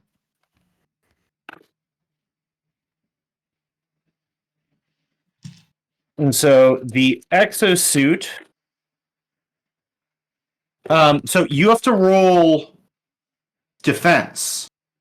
Mhm. -2 or +2 DR, however you want to look at that. Plus defense plus 2 DR. And what am I rolling? Where's my Agility. agility? Yeah. Let's go with my strength, but it's still not bad. I have a +1 to my agility. Okay. Cool. Okay, so I have a +1 for that. And I have a plus 2. Plus 4 DR on agility test. So do you do the plus 4 or the plus 2 for defense? So you get plus 2 difficulty, plus 2 DR. So that means your agility tests for defense is at a 14 out of 12. Okay. So it's this plus DR. So what did you roll? I rolled a 17 on the die with 18 plus my plus 1. Yeah, no, you easily defend you avoid the attack. Nice. Might Oh, roll defense. I believe in you. I believe. So this is DR 10 because of my agility thing. Agility, DR10. I rolled a 5. So you get hit. oh no. Yeah. Sucks to suck. How much It's health okay, do you I have an exoskeleton. I have 15. So you take 4 damage from the rocket. Okay. Last but not least will be the everyone shot at it. Odds or evens, Em? Odd. It is even. Oh. So it hits you or it shoots at you. Agility check. Guys, I might die here. It was nice knowing y'all. You'll be fine. You'll be fine. I have a -3 to agility, guys. I don't think I'm fine. You might be fine. Oh shit! I'm fine. That was the 16. Yeah. No, you all dodge the rockets. Manner speaking. However, it also gets to shoot its marauder guns. No. When it shoots its rockets.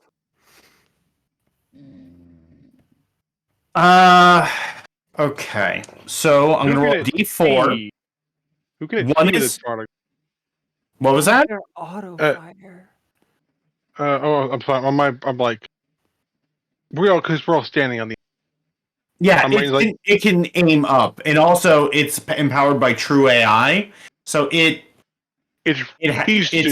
using his angle. yeah. Okay. It knows where exactly you are in 3D space. Oh, fantastic! So Wonderful. for Bard, it's 1. For Might, it's 2.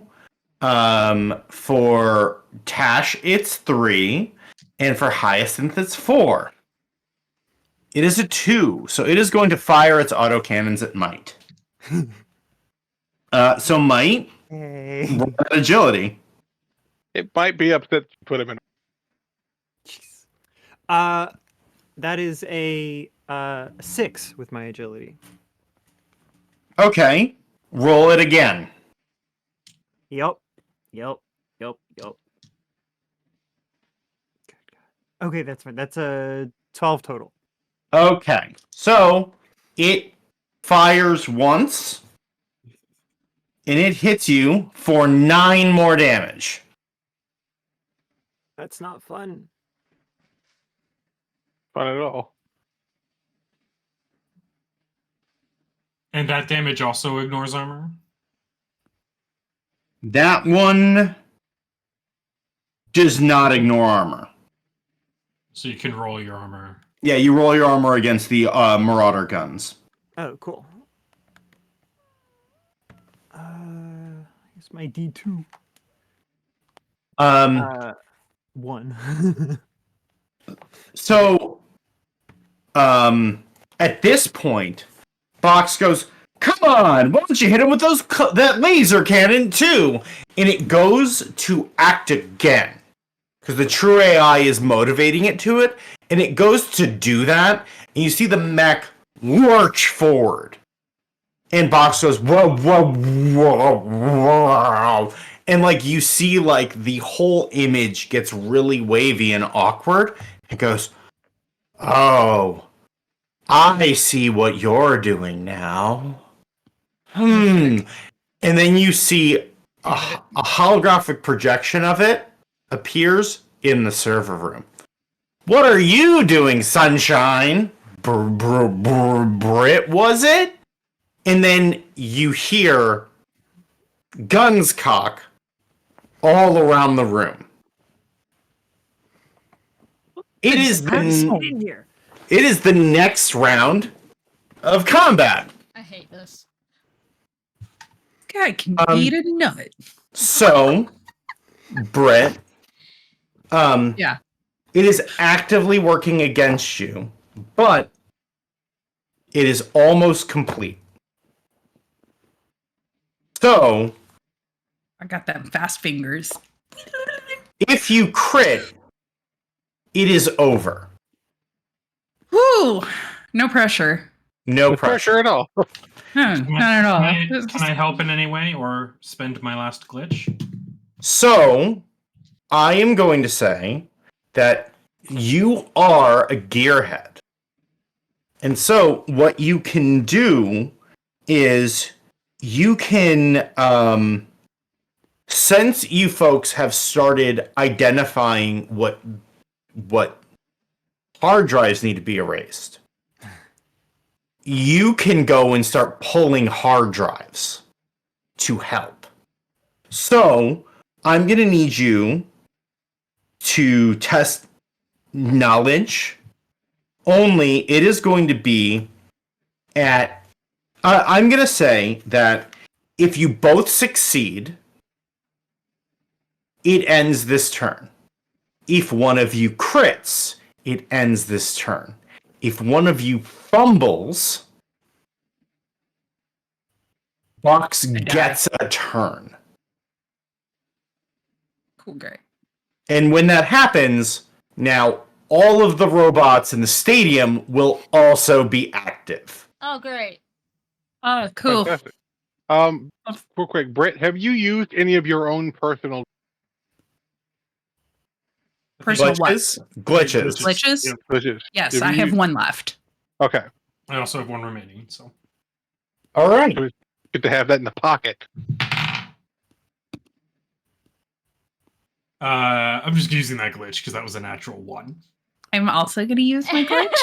Oh God. no! Ah! That was a natural 19, which becomes a 20. 30, 20. I'm glad you did well because I rolled a 12.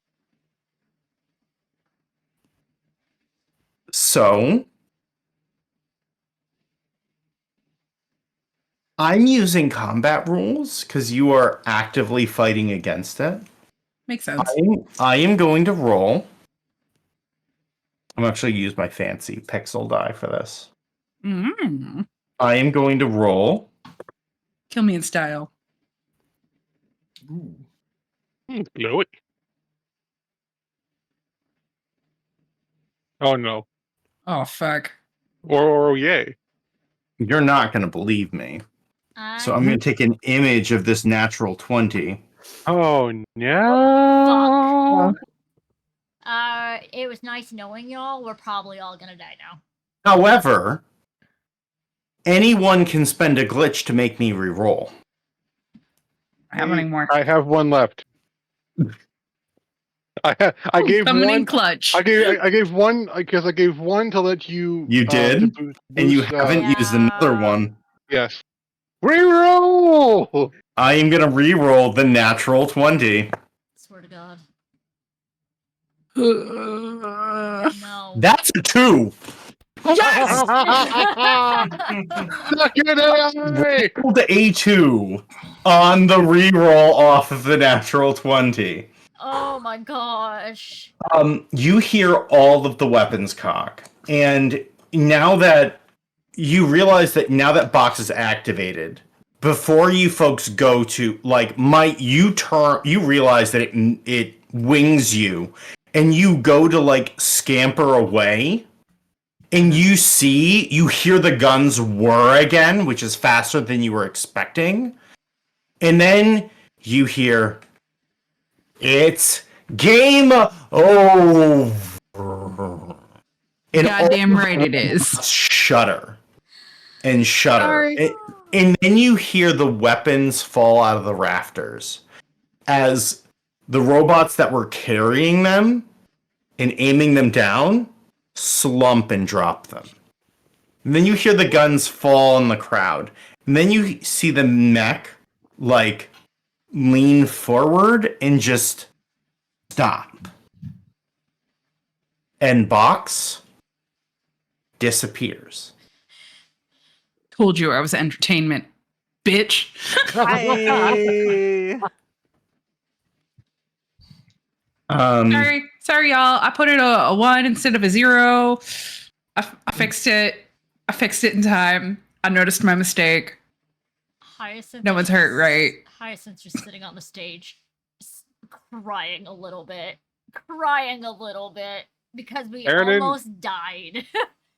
Aaron is jumping down into the hole because with the exosuit I can jump up and down like 4 times as much. I'm going down to get Mike. Like Mike's backed up and I am picking. I'm gently picking up and then jumping back out of the hole. Might is a lot more durable than you'd expect from someone with a -2 to strength and a -1 to toughness. Because of that exoskeleton, but that exoskeleton is just like cracked, shattered, huge pieces of it are just gone. I had 2 hit points left. Oh, wait, no you don't. I have a med kit. We're just gonna use it. Med kit! Might does too. My last stage effort was going to be to throw the fucking ladder at it. I am looting the shit out of everything. In the moment of like after everything shuts off, there's that moment where like no one is breathing. Right? There's that moment when you're like waiting and listening and you hear what sounds like crying from backstage. Oh.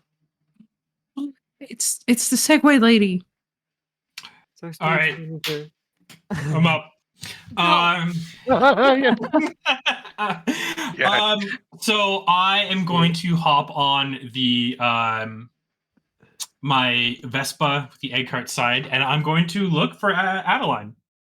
Yeah, she is kind of like tucked in one of the back corners and is just like holding the board up like this. And when you come around, she just goes, Is it really over? Yeah, it's over. And I'm going to put my hand on her shoulder and say, hey, the end. Before you say another word, she throws her arms around you. And even though she cannot physically cry, you can feel like the body like just pulling you close. Not enough to hurt you, but like as if trying to seek that catharsis that she cannot get through crying. Okay. Like, I'm gonna let her go until she pulls away. This is probably the first bit of physical contact she's had with a being in 2 centuries. So, as you folks kind of climb out of the hole, and she kind of releases you. I just have a little something to say to her. Yeah. Okay. As we sort of separate, I'm gonna hands on her shoulders and say, "Hey, the end's not the end. Trust me, I know. Come with us." Of course. I never thought I would see outside of this stage, and I don't care. I don't care what's going on out there. I just need to not be here. Totally makes sense. As you flip the switch, you notice immediately that like you can see on a separate monitor that's kind of tucked in the corner by the switch, you see like basically it's like a web, like a net that is draped around the entire world, and it all goes green. And as that happens, you folks, you've been getting like really spotty communication from your blocks for as long as the satellites went down, and it is coming in crystal clear. For the first time in months. From what you're seeing, the way that this kind of works is it works similar to cell towers, but it is using a much different technology. So it's much more able to pierce through concrete, rock, buildings, etc. So you think that even in black sites that otherwise you would not be able to communicate in, you can actually get messages out from places you otherwise would never be able to. And you folks are able to call a ship, get everyone down there, and you raid the living shit out of this place. We deserve that. It's a multi-mile underground city. Like Some of us bled. Uh, Me. So How the- does the satellite turning back on affect, and also, I guess, a debt? So the satellites, it's not a satellite. It's all terrestrial. Okay, the terrestrial. Okay. So the satellites do not turn back on very specifically, but you basically get 75 codable skulkers.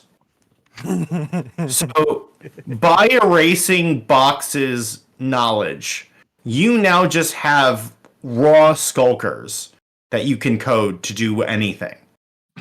You get a whole host of firearms, ammunition, all this shit. A warehouse full of clothes and very well made like blankets and other sorts of things that were used for different sets. Tons of raw material like processed wood and other sorts of things that you can use for building and things. Nails and screws and screw guns and shit that you can use to just make stuff. Tons of like rope, paints, other sorts of like just raw building materials that any stage would have. Actual canvas. and this is one part of the city. Yeah, we have a whole city upstairs. Then you realize it's not really a city. Oh. It's just Um, that's So the greenhouse did exist. They were using that to feed everyone upstairs, but the rest of it was just a show. It's it was Vault fun. Thrill after all. And so from once you get everything on the ship, you folks come to the realization that like you have basically brought back more than you could possibly imagine to your block. This is going to set you folks up for quite a bit of time. And whatever you folks don't need, you're going to be able to trade very easily for other things that you need. And also, this communication fix is going to basically help everyone. Yeah. I was gonna say, I was gonna have a conversation with everyone after we saw the just sheer amount of stuff. You're like, everyone, we should keep like a favorite thing or two, but like, I really think it would be a good idea to distribute this throughout all the blocks because there's some places that really need this, like way more than we do.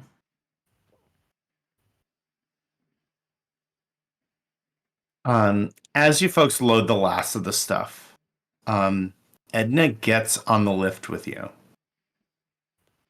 And as you folks walk out of those doors, she rolls up as the sun breaks through the morning sky. As you've been at this all night. And she stands there in the sunlight, and for a minute, Hyacinth, you see her stand there with her hands kind of down to her sides, and you can almost see her as she was on stage in those stage lights for just a moment.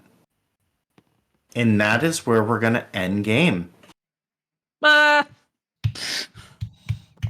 I sob. We did it.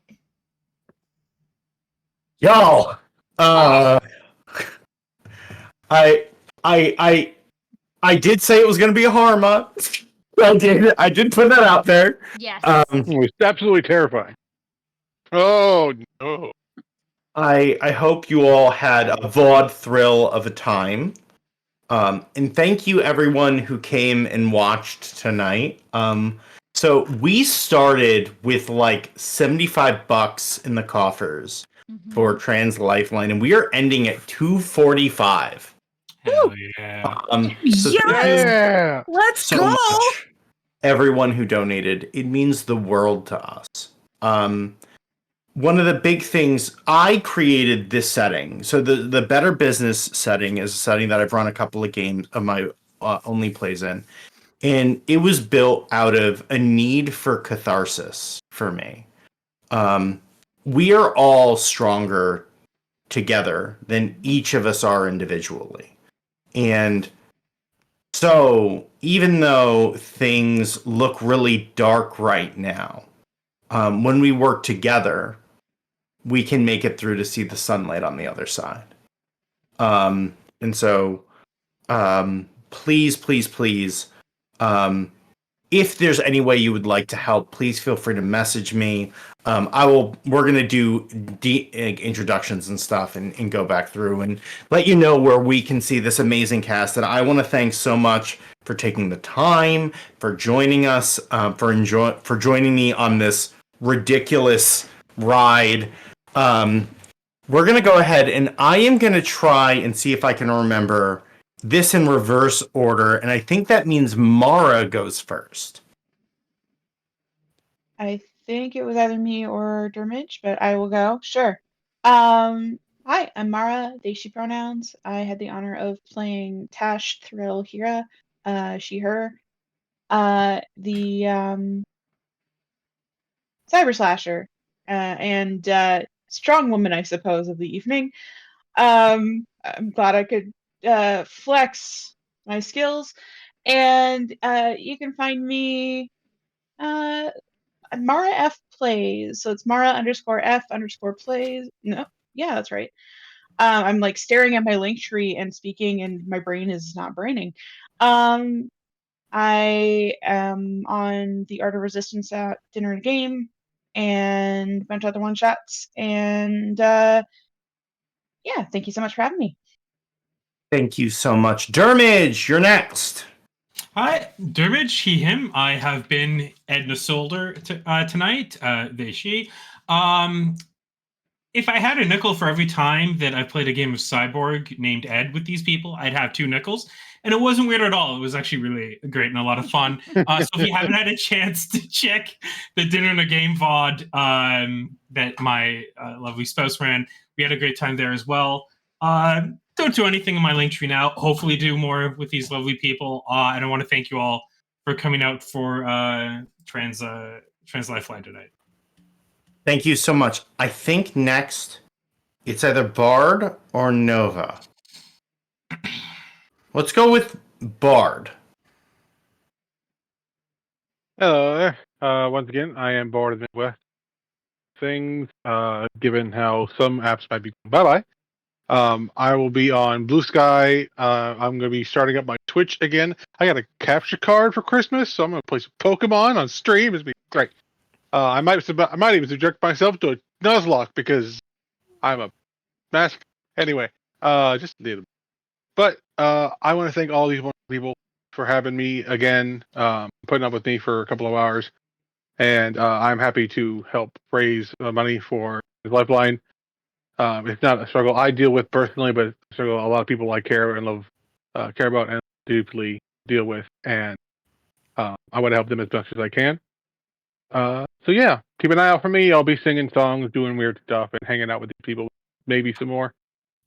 So, yeah. Thank you, Nova. Hey, I'm Nova. Deishi. I was playing your greasy little beanie expert, Might. I forgot to plug social media the first time. I'm really only on Blue Sky right now at Dits-Akimbo It's DITZ. At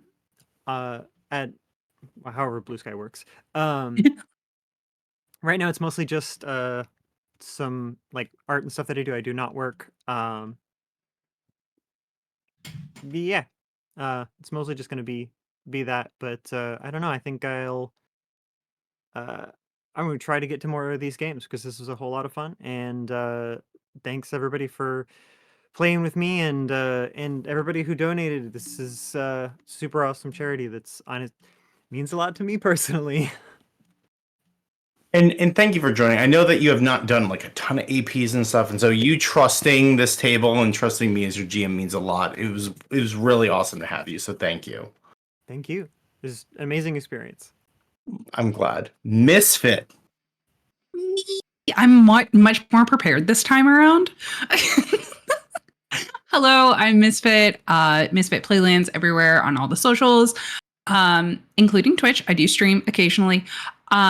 More importantly, stay tuned for my socials because the Crit Awards is about to drop a whole bunch of stuff, and we're very excited for all the big things that we have coming up with that. So again, just give me a follow, give the Crit Awards a follow. I am so stoked that I was able to help raise money for such an amazing organization as someone who does deal with mental health issues. It means a lot knowing that people will have a place to go and be heard. I'm going to cry now. Oh, thank you for joining us. It means a lot. And any help that any of us can do, obviously, is important. So thank you for being a part of that. Anytime. Our host, who in the 0 hour saved this stream, Fierce legend. Hi, I'm Starshare Stories, or M, but I'm under Starshare Stories under most corners of the internet. On Mondays, I run Werewolf the Apocalypse called the Guardians of Neptune's Cairn at 5 p.m. Eastern. On usually Wednesdays or Fridays, my husband runs video games on here. And then on Thursdays, we run a Mask New Generation game called Gen Meta. It starts at 5 p.m. Eastern. It is ran by the glorious Rev, who was formerly known as Shortbeard the Bard. And then you can find me on Dicey Tables Podcast. So I changed for season 3. We're not running Vampire the Masquerade. We're running a 6-part series of Vaesen instead for our season 3 called Third Time's the Charm. It is going to be a time. And also you can find me under City of Glass Games on Blue Sky. I social media manage them. So prepare for some unhinged World of Darkness LARP memes over the next few months. And then for Trans Laugh-Line, I'm very glad that we're doing this. A lot of people who have been following me for a very, very long time know that I have a sibling that has been publicly out for 10 years now. So this means the absolute fucking world to me. And she's grateful that she has another resource that is available to her, and I want to keep this going as long as possible, especially with the upcoming days and nights ahead of us. And I guess that leaves me. Hello, everyone. Friends and hopefully enemies. My name is Wrenound. You can find me on social media, WRENOUND. You can find me on Linktree. On Linktree, I actually have all of the games I've run and played in linked directly in my Linktree. So if you want to see some of the other stuff I've done for Better Business or some of the other unhinged shit I've run, it's all found right there. You can find me on The Dinner and a Game on Twitch next week. We are back running The Art of Resistance, which is a gas lamp Monster of the Week campaign that is taking place in a system agnostic setting called The City of Wonder, of Beauty. I adore it. It's a lot of fun, and shit's gonna get really intense. starting from the next game. So if you want to jump in, it'll be a great time. And we will be raising more money for Trans Lifeline there as well. We are raising money all through the month of January. We have a bunch of streamers and casters and stuff that are getting involved. And if you want to get involved and you stream and you make content, and you want to do it, message me on Discord. I'm Wrenound there too. Hey, see what I did? Anyway, you can find me as Wrenound there, and I will get you involved. Thank you all so much. We are gonna head out because it is hella late. Are we gonna do a raid or a stream or anything, or are we just calling it? We're calling it. All right. Good night, everyone. Take care. We'll see you soon. Good night. Trans Right. rights! Night.